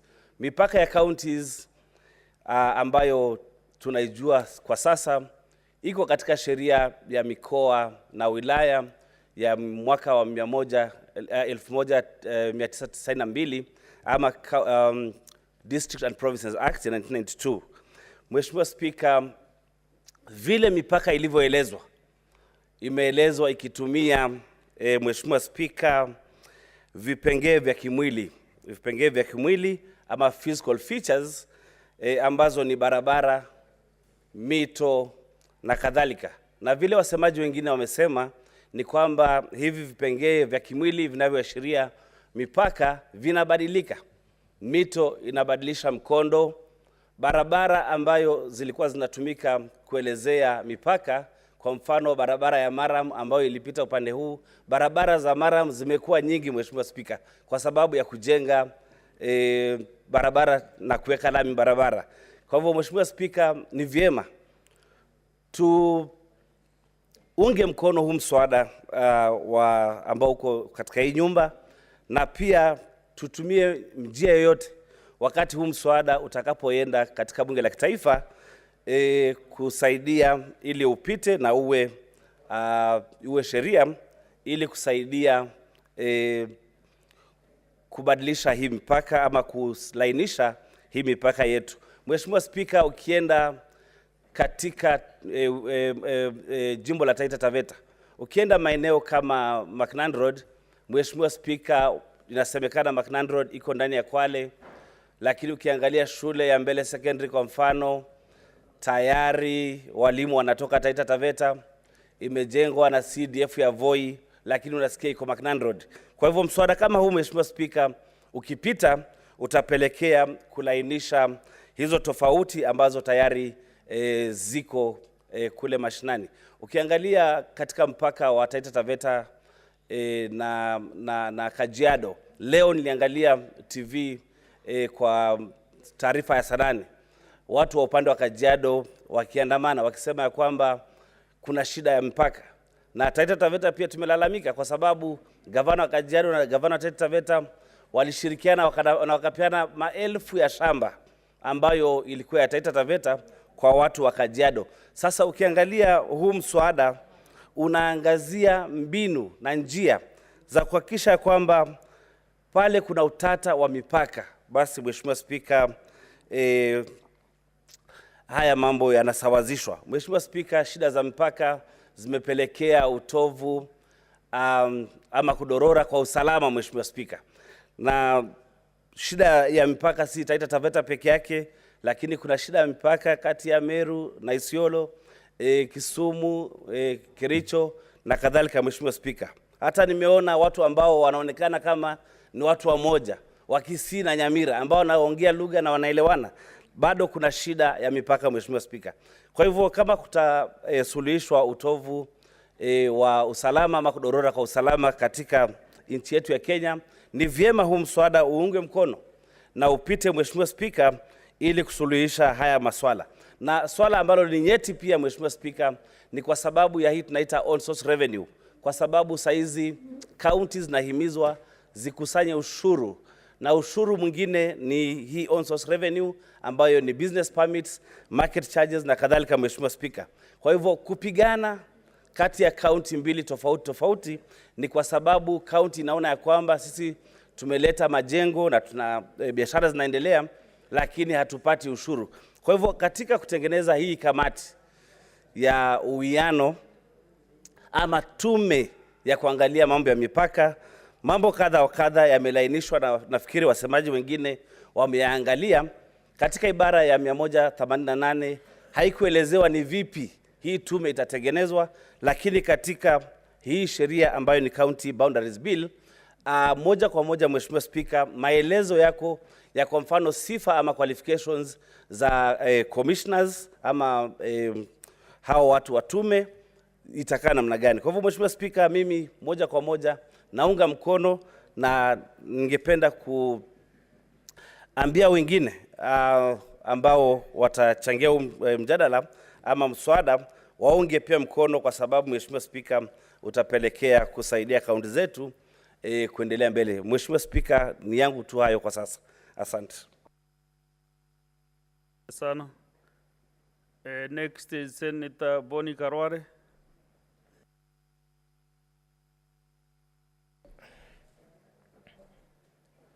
Thank you, Mr. Speaker. Mr. Speaker, I want to contribute to this bill, and in the spirit of the mover, Senator Kajwang, and the contribution of the Senator of Tana River, Mungatana, this is a great bill because it is thought-provoking. I heard the mover get provoked. He started talking about 13 counties. Then I said, this is it. He's provoked. But quickly, you ran away. You even wanted to apologize for the remarks about Kakamega. Yet you are right. I saw, Mr. Speaker, Senator Mungatana get provoked when he said candidly that unless you're going to do it from a different platform, if you expect to change boundaries using political statements from the National Assembly in Nairobi and the Senate in Nairobi, the Turkana will not listen to you. The people of Luandeti Market, they'll wonder, what is wrong with Khalwal to imagine that he can change our boundary? He got provoked. And I want to tell you, I want to contribute on that journey of thought-provoking. And if that is the case, colleagues, I want to beg you, today we are here, tomorrow will not be here, we'll be replaced by young people, and if God will have blessed us with a long life, we'll be sitting back and enjoying young people building on our foundation.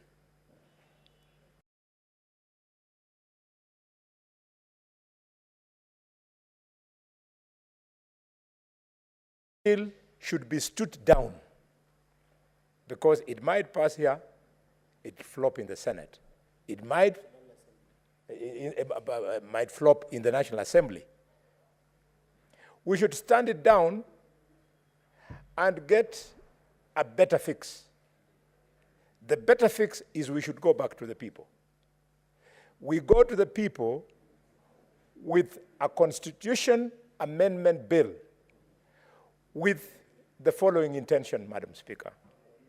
Namely, that we have all lived devolution today. And we know that all our 47 counties, except just a few, are actually employment bureaus. There is nothing governors are doing. In fact, and with due respect to the Senator of Vihiga, when I look at the development budget of Vihiga County, I wonder, how would you blame the governor for not doing flagship projects? Where will he get the money from? When I look at the budget of Lamu, the budget of Isiolo, the budget of Tarakanidhi, the budget of Tana River, name them, and Nandi, they will never do development. They'll just give employments to people to massage the egos of politicians that I have employed so many youth and that kind of nonsense, and that will not fix that which we wanted devolution to do. I propose that we amend the Constitution of Kenya to reduce counties by 1, removing Nairobi from being referred to as a county. Nairobi is the Commonwealth, the unifying factor, the capital city of the Republic of Kenya.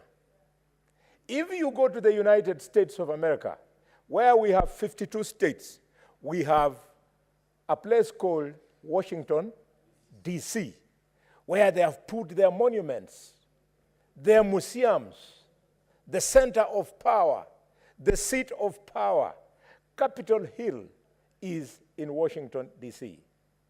This is what we should let Nairobi be. I know the distinguished senator of Nairobi will not run out of a job because he can win in many other counties in this country, which I don't want to point to because I can come under attack. We remove Nairobi from our list of counties. Then number 2, we amalgamate the regional counties that have been speaking to it. This endeavor by governors to go into regional blocks was not knee-jerk. They had reflected that if they went into a regional block, then they will unlock the regional economic potential. So, I'm appealing to the people of the counties of the former Western Province to accept that we have County 1, Western County, County 2, Nyanza County, County 3, North Rift County, County 4, South Rift County, County 5, Central County, County 6, Northeastern County, County 7, Upper Eastern, County 8, Lower Eastern, and County 9, the last, Coast. What is the benefit behind this thinking? And I said, it is a thought-provoking discussion this afternoon. I just want to flow. I don't have to be right, but I would like you to be heard by this House. I believe we will be moving on the trajectory of looking for the ideal county. What is this ideal county that you would be looking for? In an ideal county, we want a county that is economically viable. Senator Kajwang, as the father of this motion, you can imagine the viability of Nyanza province with the counties touching the Lake Victoria, the tourism, the blue economy, the water sports, the ships that can move not only from county to county, but that can move from the port in Kisumu, go to Entebbe, go to Mwanza. You will unlock that potential instead of looking at the smaller picture, Madam Speaker.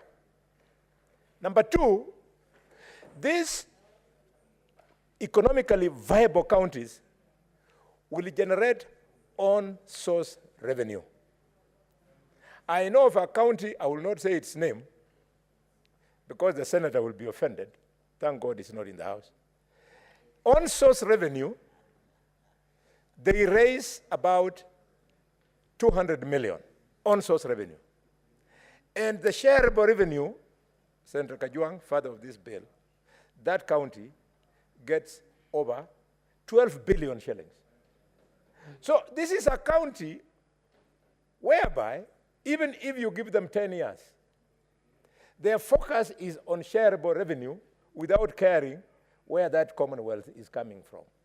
They will not be bothered to try and grow their own source revenue. They have got an easy source of 12 billion. Why struggle to raise the 200 million? We learn from on-source revenue the successes of the bigger counties. And senators, you can look at the statistics. Now they're there. We are in the 11th years of devolution. Nairobi has contributed to on-source revenue in billions. Machakos in billions. Kakamega in billions. Kiambu in billions. Nakuru in billions. Why? Because they are big counties. There is wisdom in us amalgamating our counties. Number three, when you unlock the economic potential in regions, you fix the problem in Maseno. You fix the problem in Mutitandei. You fix the problem between the Pokomos and the Kambas who keep on moving the boundary, and the people from Kilifi who are doing the same to the Pokomos. How do you fix it? Because they'll naturally be found in one huge county, and therefore ethnic friction will go down. Two, ethnic chauvinism will not be there, because the people in the huge county are most unlikely to be monoethnic. And therefore, they learn, Madam Speaker, to live with each other and use the human resource from the various mosaics of their tribes to grow their county. Madam Speaker, these huge counties will also promote national cohesion.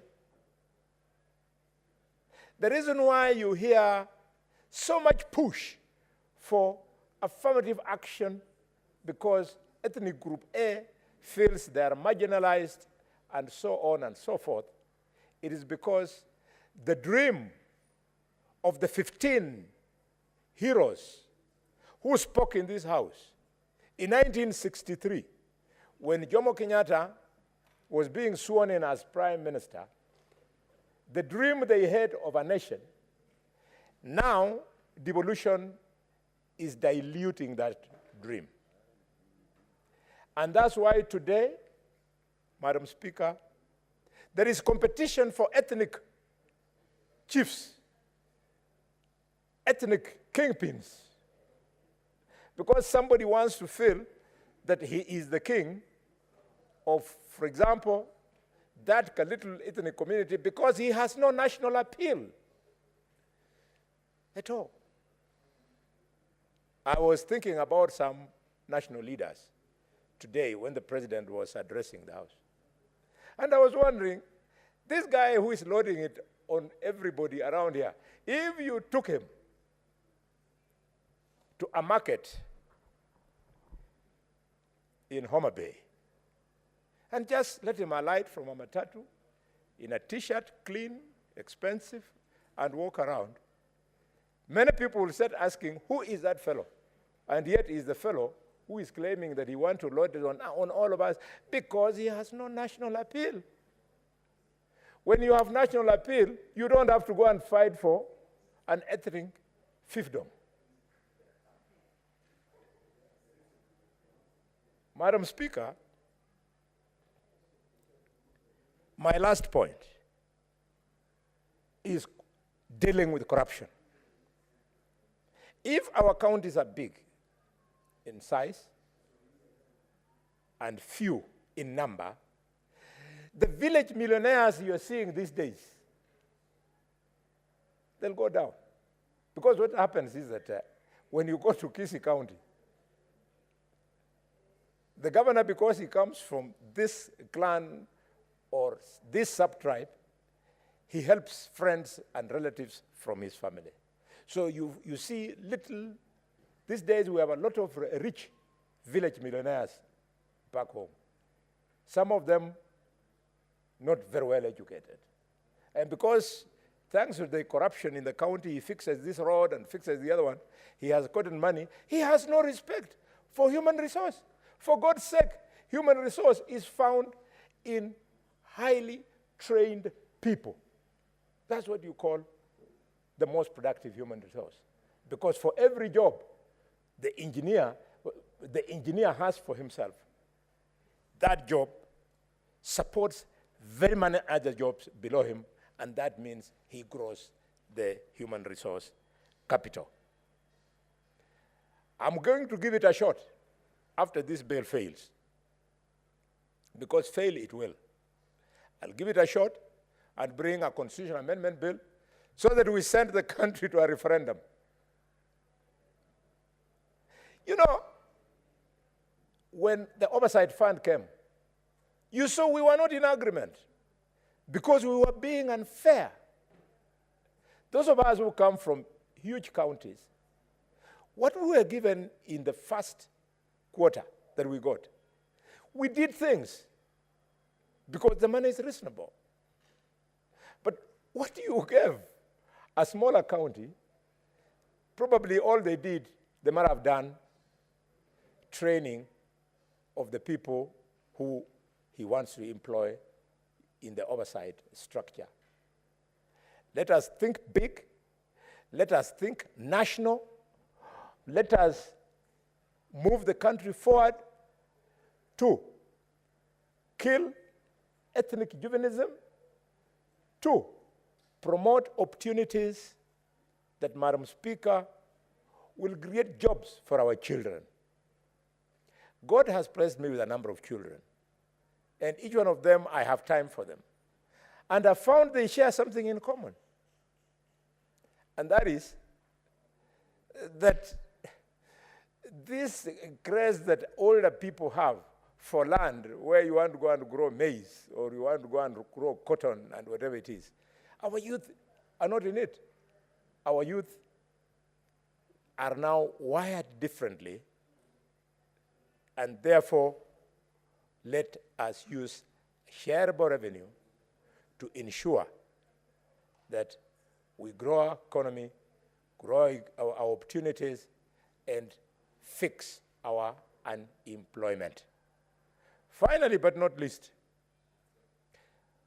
colleagues, the minister was here last week, and he told us, go and ensure that governors have opened at least 4 strategic centers in each ward in your county so that the government can deliver and secure affordable fertilizer. He told us. Oh, you will not believe what is happening in some of the counties, Kakamega included.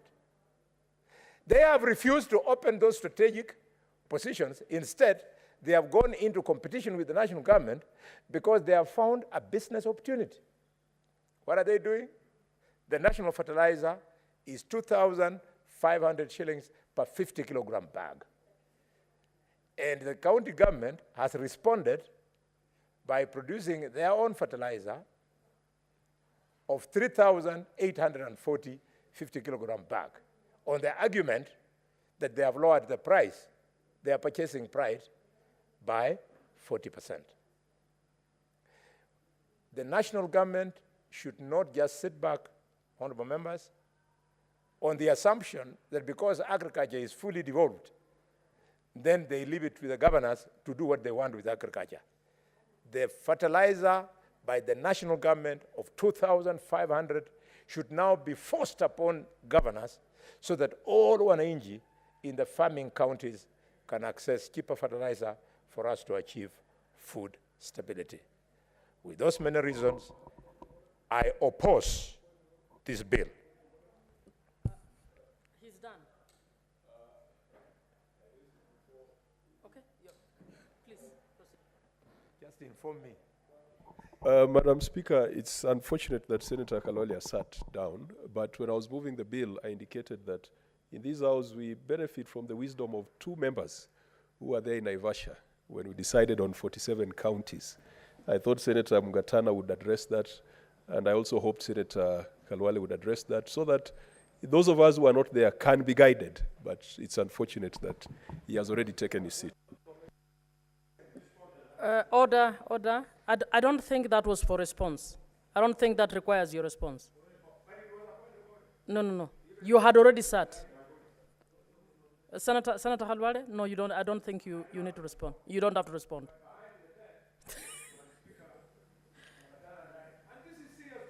Behind the tent, Senator Halwale, you may do that behind the tent. Senator Sifuna?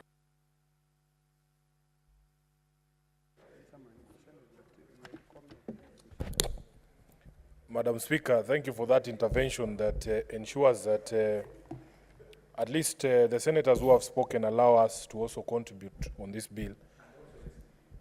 Yes, I'll first start by saying, Madam Speaker, as both a lawyer and the Senator of Nairobi, I feel attacked this afternoon. So allow me to start by disabusing some of the notions that have been painted.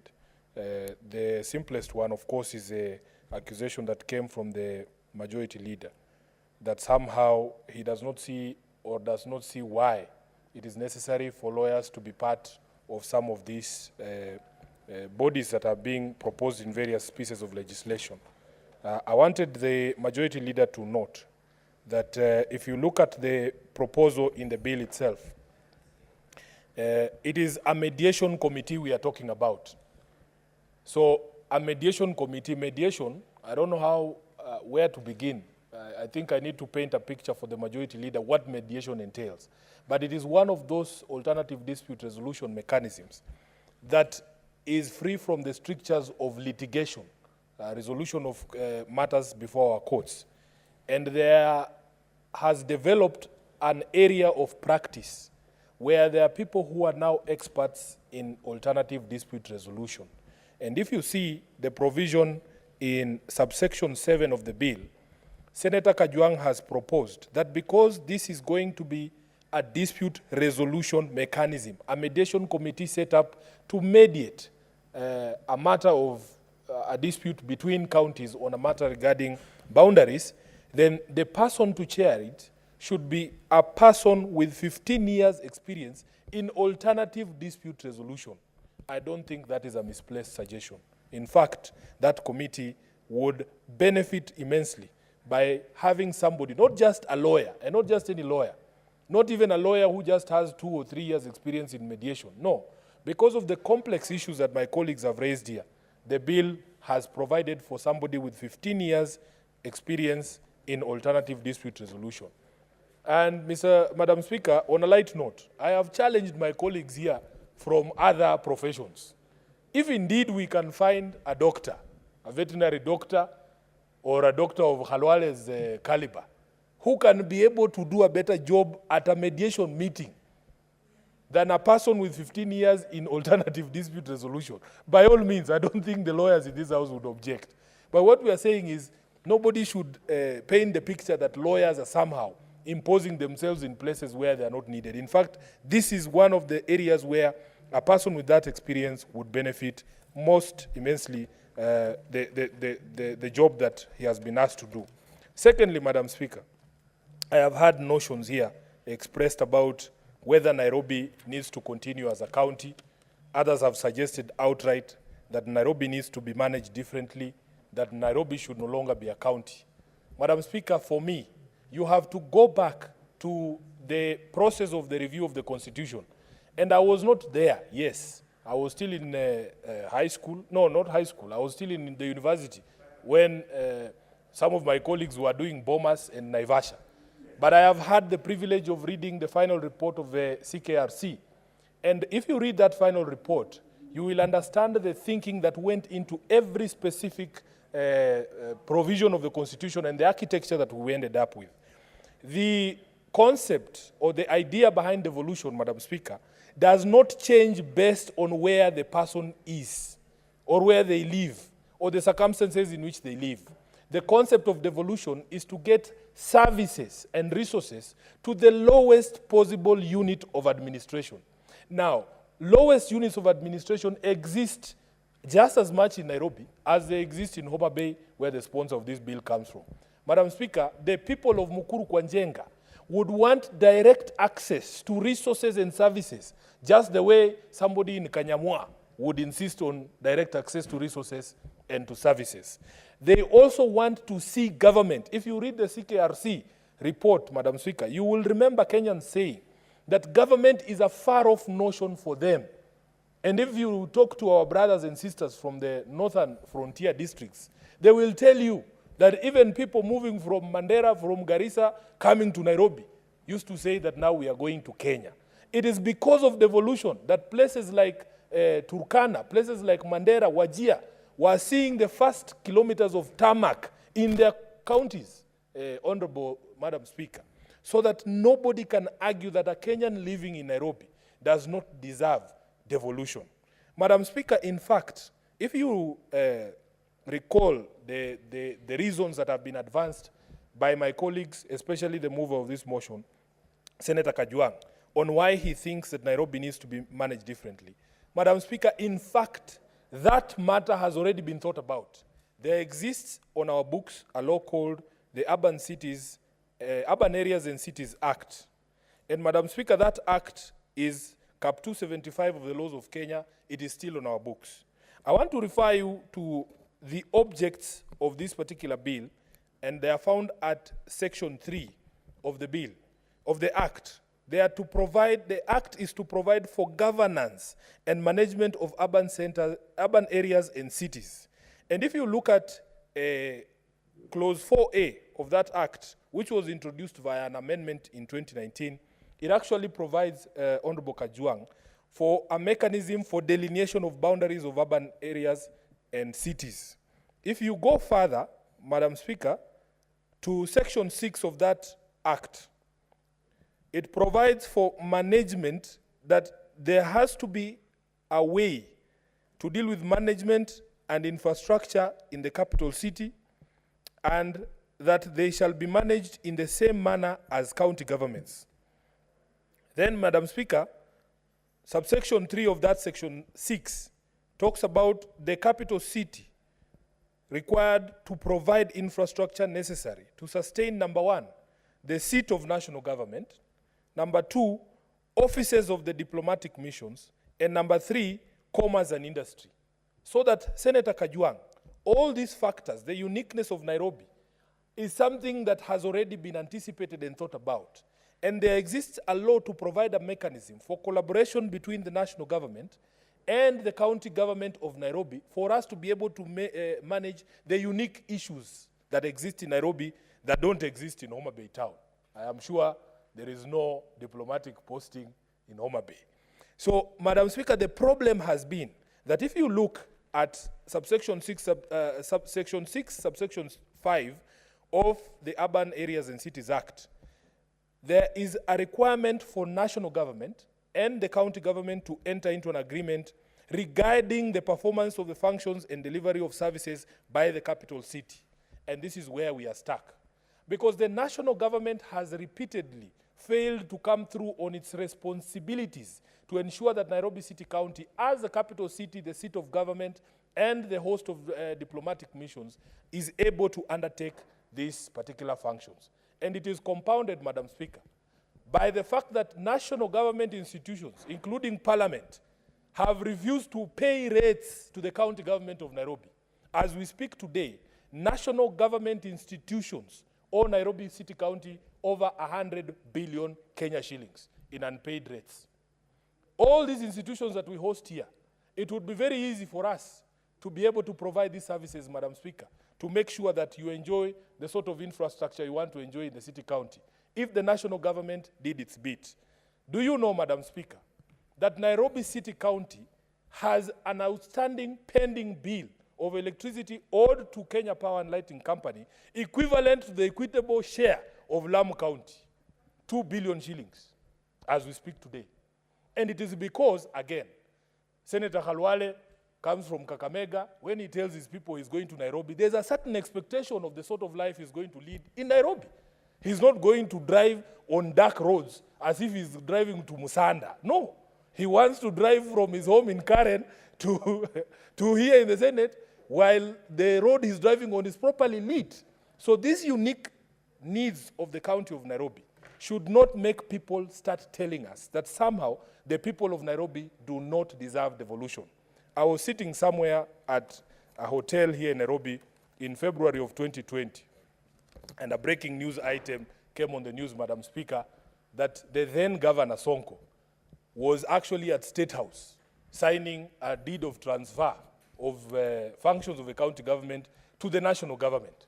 I was in shock. I couldn't believe it. In fact, Madam Speaker, it is the one time that I've been caught flat-footed about the possibility of such things happening under sanction of our constitution. I didn't know that it could be done. I was in shock. Madam Speaker, 2 months later, Governor Sonko was saying he signed that thing under duress. In April of 2020, he told us that he was signing it under duress. And it was a dark time for those of us who believe in devolution, because the question is still out there. Those of us who are of the opinion that Nairobi needs to be managed differently, Madam Speaker, has the NMS done any better? As we speak today, over 20 billion shillings outstanding still as pending bills. They hired people the same way that the county government does. Madam Speaker, there were very serious questions as to whether the NMS was following procurement procedures in some of the works that you saw being done at lightning speed, because they were not as hamstrung by the same rules of procurement that the county government was hamstrung. We have a problem with leadership in Nairobi.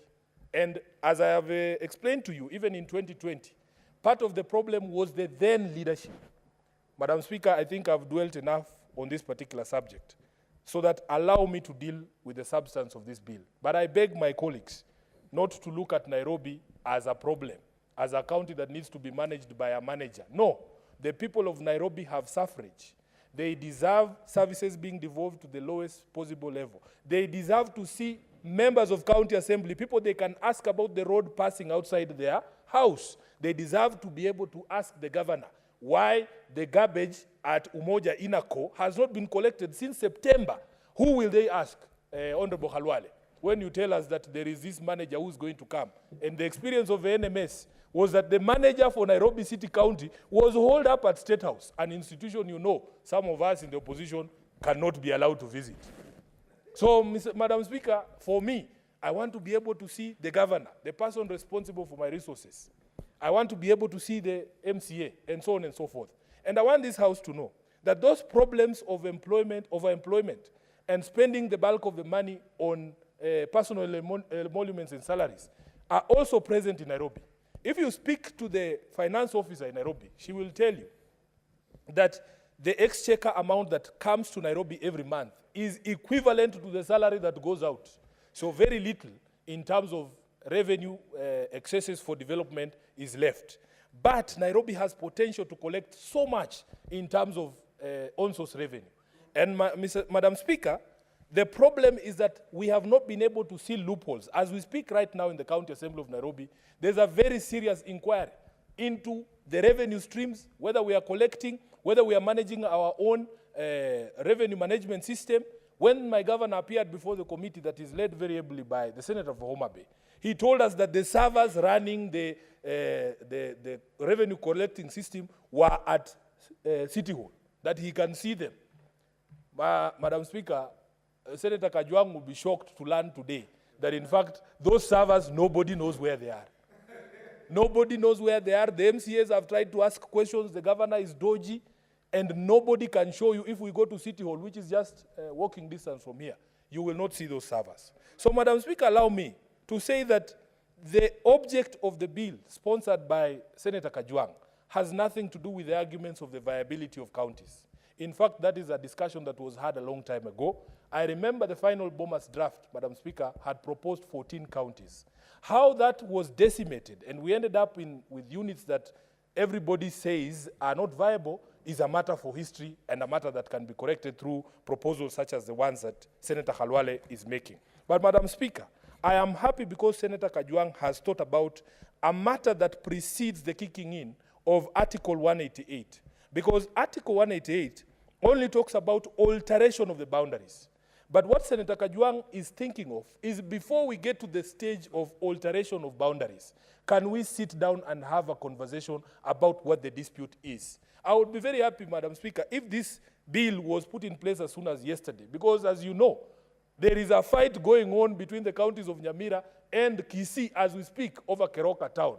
And it is all about the pressure that has come from everyone about counties trying to raise their own source revenues. They see Keroka town as a market, as a source for that own source revenue that every county is working to achieve. Madam Speaker, therefore, I want to say that the bill is very well thought out. It has provided a mechanism for us to be able to appoint a mediation committee that is chaired by somebody with expertise in alternative dispute resolution. And it has even said if you are an advocate who is guilty of professional misconduct, you cannot be eligible for appointment for these particular committees. Madam Speaker, when you talk about alteration of boundaries, I have sat in that committee led by Senator Kajwang, and I have come to learn that people are very passionate about their counties. In fact, Senator Halwale, if we were doing this meeting in Mashinani, Senate Mashinani, you would not have left that county where we were doing that Senate Mashinani if those sentiments were made on the floor. If you go to Nyamira and you tell the people of Nyamira that they should be governed from Kisii, they will lynch you. If you try and convince the people of Homa Bay that probably if you are together with Migori and Kisumu and Siaya, you can be able to do better and bigger, Madam Speaker, you would be lynched, because there was a misconception at the beginning of devolution that counties belong to certain people, certain tribes. I will not shy away from saying certain tribes. Madam Speaker, it is so bad that if you come from Bungoma, it is impossible for you to be employed in Kakamega. And we're all lawyers. They say, wewe uko na kwenu. That's a quotation. Don't say that I've offended the standing orders by going into another language. Madam Speaker, they will tell you from Bungoma, you also have a county. Why don't you go and apply there? So it has gotten so bad that, in fact, the discussion within some counties is for even greater disintegration. Senator Khalwale would be aware of the agitation by the people from Sabaot in Mount Elgon in Bungoma for them to have their own county, or for the Tesos in Busia, or indeed in Migori, where what are they called? The Kuria, yes, are also agitating that they need their own county. For as long as that county exists to pay salaries to their children, many people are very content. And I've challenged senators, I've asked them, if you sat your county people down and told them, we have 2 billion shillings here, should we do a road, or everybody lines up and gets something to eat today? What do you think the people will say? Correct, because the appreciation of devolution was misconceived at some point to mean this is ours. For as long as we are eating it, it is Bukusu's eating Bungoma, it is the people of Kakamega eating Kakamega, then there is no problem. Madam Speaker, so that when these disputes arise, all these disputes you see, they are not because of anything else, but because people have sentimental value for these counties. And proposing anything else is going to be very unpopular. And therefore, Madam Speaker, when you see the threshold that has been set in this bill by Senator for Homa Bay, Kajwang, 2/3 of the National Assembly, 2/3 of the Senate, and I believe there is also a provision that the county assembly of the concerned counties must also do what? Must also participate in that decision making.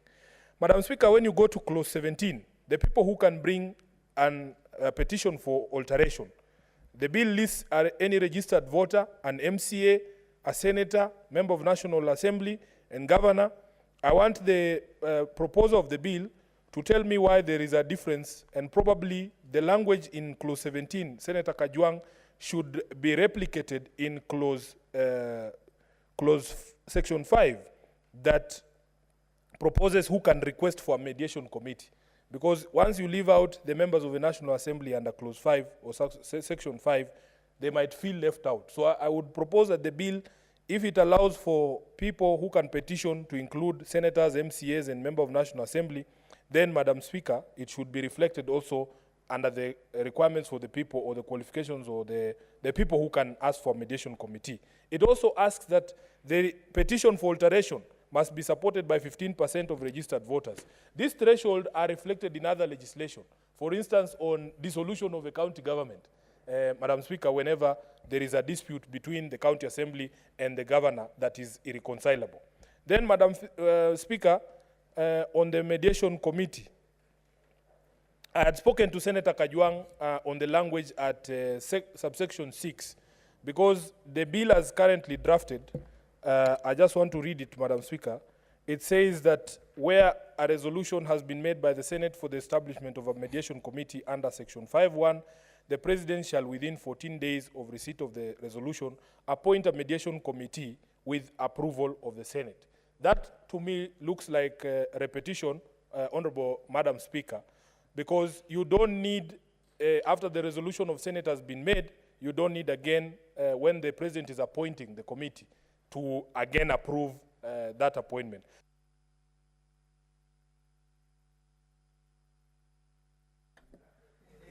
Your time is up, Senator Sifuna. Senator Mofaya.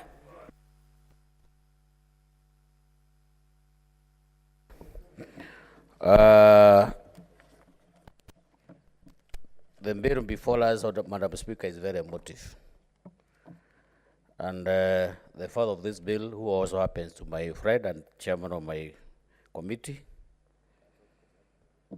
has brought a very emotive debate in this House today. And from the onset, Madam Speaker, I wish to oppose this bill, because as we always say, politics is local. Intentions of this bill are good, but the drafter, the father of the bill, did not do enough research, because I've captioned some issues that are not very much impressive, especially from the Tharaka County where I normally come from. Honorable Speaker, I have a very long story to tell. The Tharaka, which is historically marginalized, has for decades suffered under the hands of the Meru County. Every day in, there is a lot of encroachment from our neighboring county. We have lost lives, we have lost chunks of land, we have seen people displaced. We have,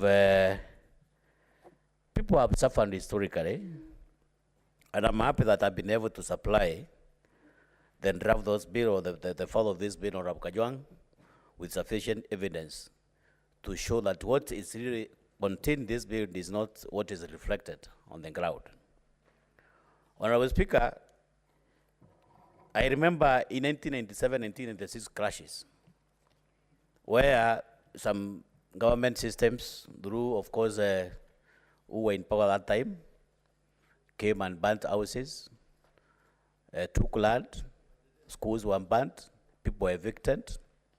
In some places called Njoguni, Kenyongo, Torimatuamburi, Kanjoro areas, people lost land, people lost lives, people lost livestock. And up to now, the Tharaka County, Madam Speaker, is the only county in the entire Eastern Province where we have the entirely displaced persons who have never been resettled up to date.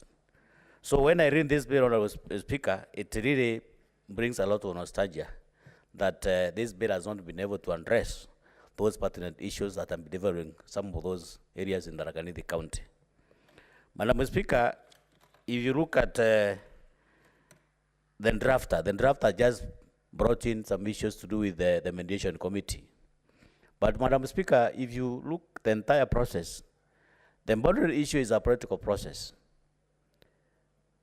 It's a political process, Madam Speaker, and the people have been campaigning on this platform that once you elect me, I'm going to make sure that you get your land back.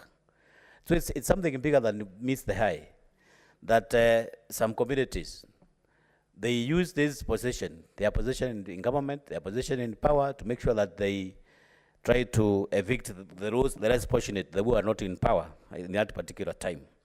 So, Madam Speaker, I would outrightly want to oppose this bill because it has not captured some of those the issues that we have to get involved in, especially in Tharaka County, where we have historical issues, all the way ranging from Toronto location, cutting across Torema location, all the way to Morinda, to Akurungu, to Tunyai, because every day, every year, every month, we have the Meru County, they are our neighbors, and encroaching on Tharaka County.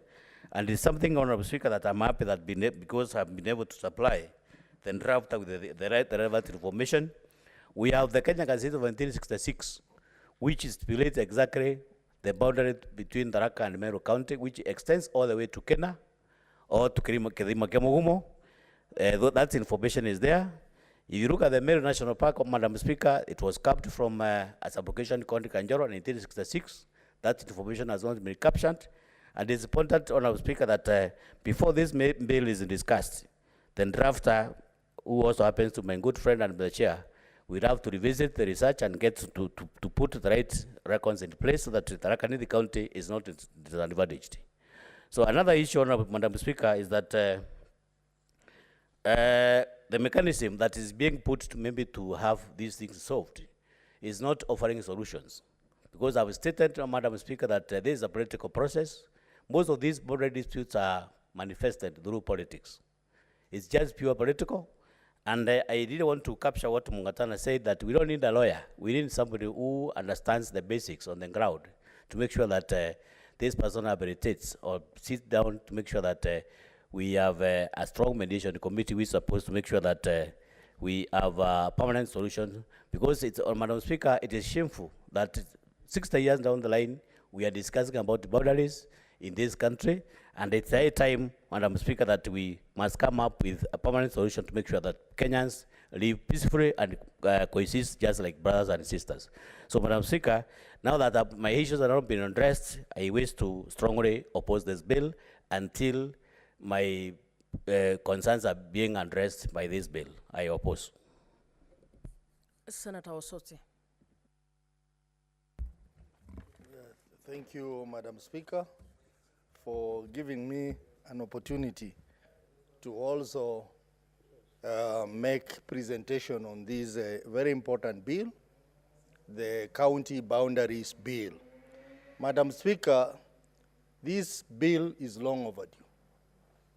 It's long overdue, though about 4 attempts have been made by the past Senate to resolve this issue. The latest being in the 12th Parliament, or the last Senate, where this bill actually died in the National Assembly after having been passed by the Senate. Madam Speaker, as I stand here, I represent a county that has had a long-standing dispute on boundary with the Kisumu County at Maseno, as had been alluded to by the mover of this motion. Madam Speaker, every weekend when I go home, I'm always confronted by people asking me when is the issue of Maseno will be resolved. And I have been telling them that there is a bill before the Senate to give framework to this process. And Madam Speaker, I must commend the Senator for Homa Bay for coming up with this bill. This bill, if you read through it, Madam Speaker, it is basically giving a framework on how county boundary issues are going to be handled. It may not contain the nitty-gritties as my good friend Senator Mofaya is requesting, but at least it gives a framework of how the mediation committees will be formed, how the disputes will be handled, and other very important issues. Madam Speaker, Article 188 of the Constitution talks about the process of alteration of boundaries between counties, and says that Parliament shall enact legislation. That is basically what this bill is doing.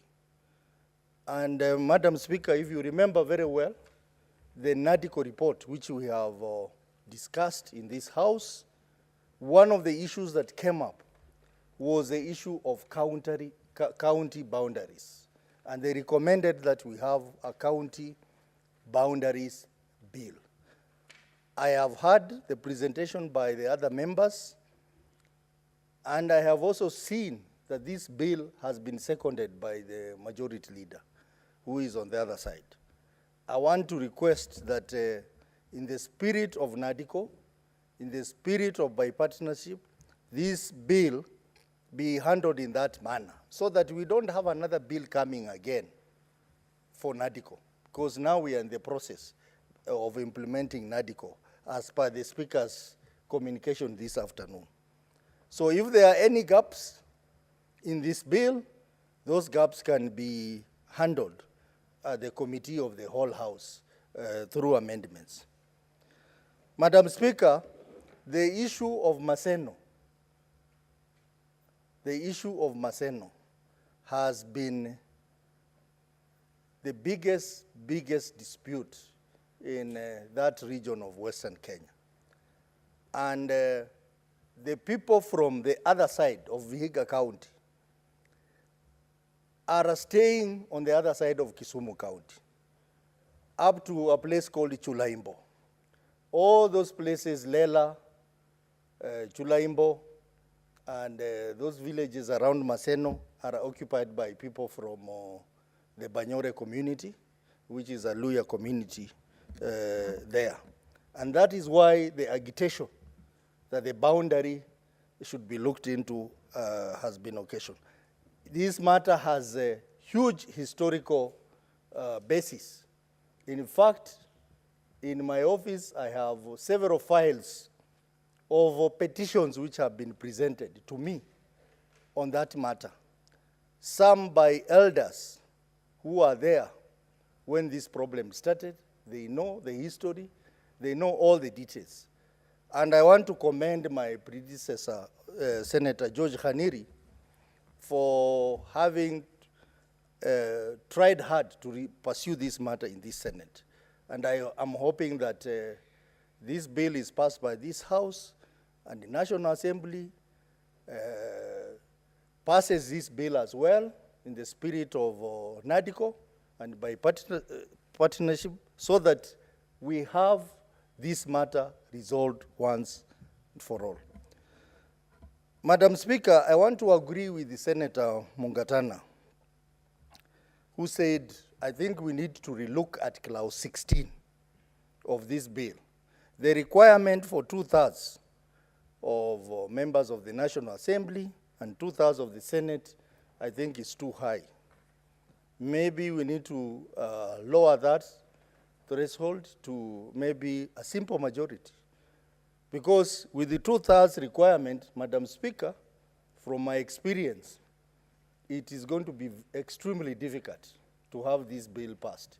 You remember the attempts that have been made to pass the 2/3 gender bill.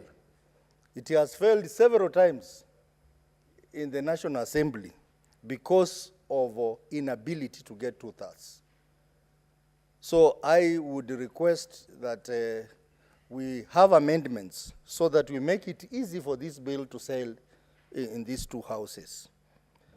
Madam Speaker, on the issue of alteration, the factors to be considered.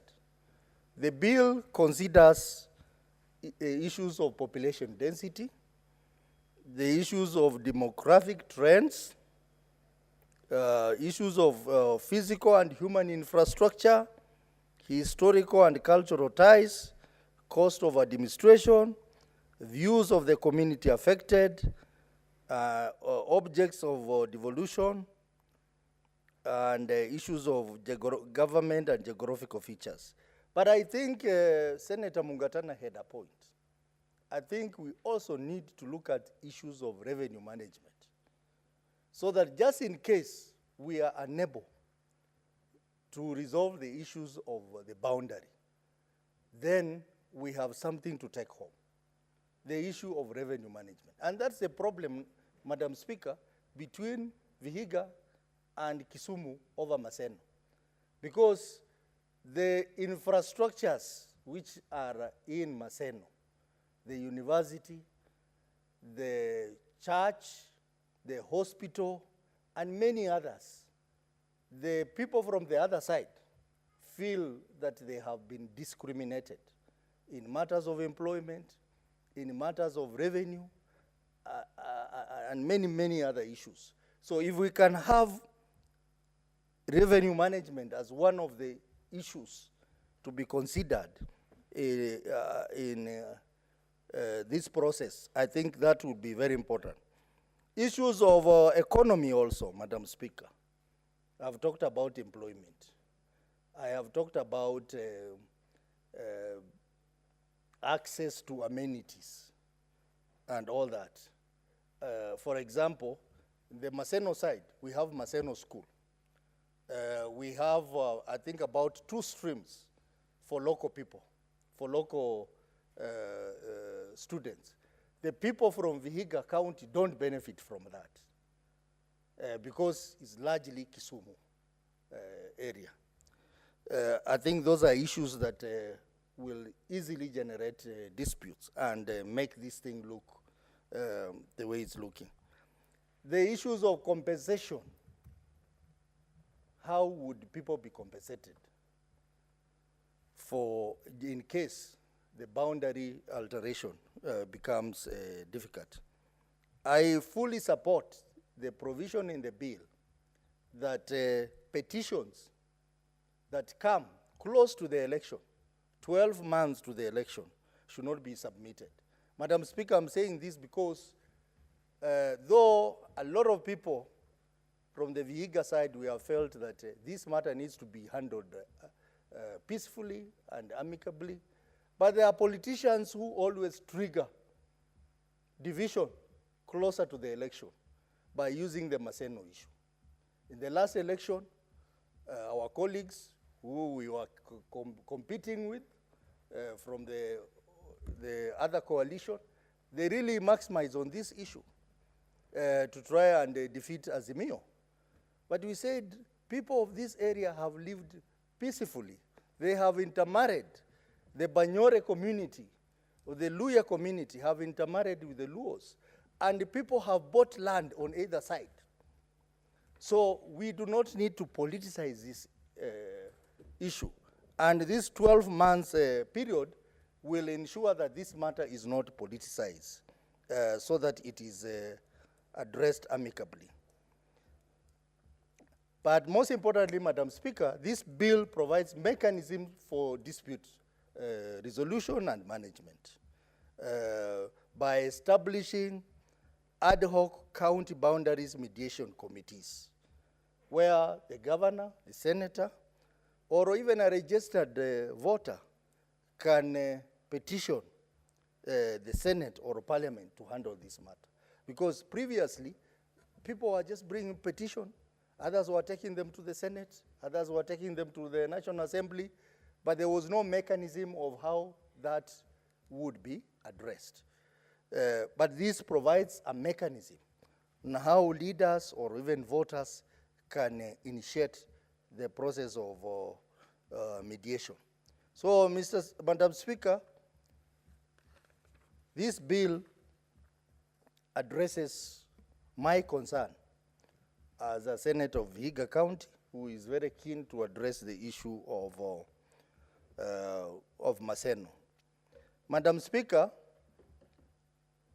where I think we may need more input into this bill is that this bill looks at only one scenario, the scenario of boundary alteration. What if it does not happen? Because from the presentation made by some colleagues here, it is a very, very, very not an easy issue. It is not an easy issue. So in the event it doesn't happen, how do we manage the issue? So there needs to be a second scenario of, in case of no alteration, what happens? And that is why the issue of revenue management, sharing of revenue, sharing of infrastructures, sharing of amenity comes in.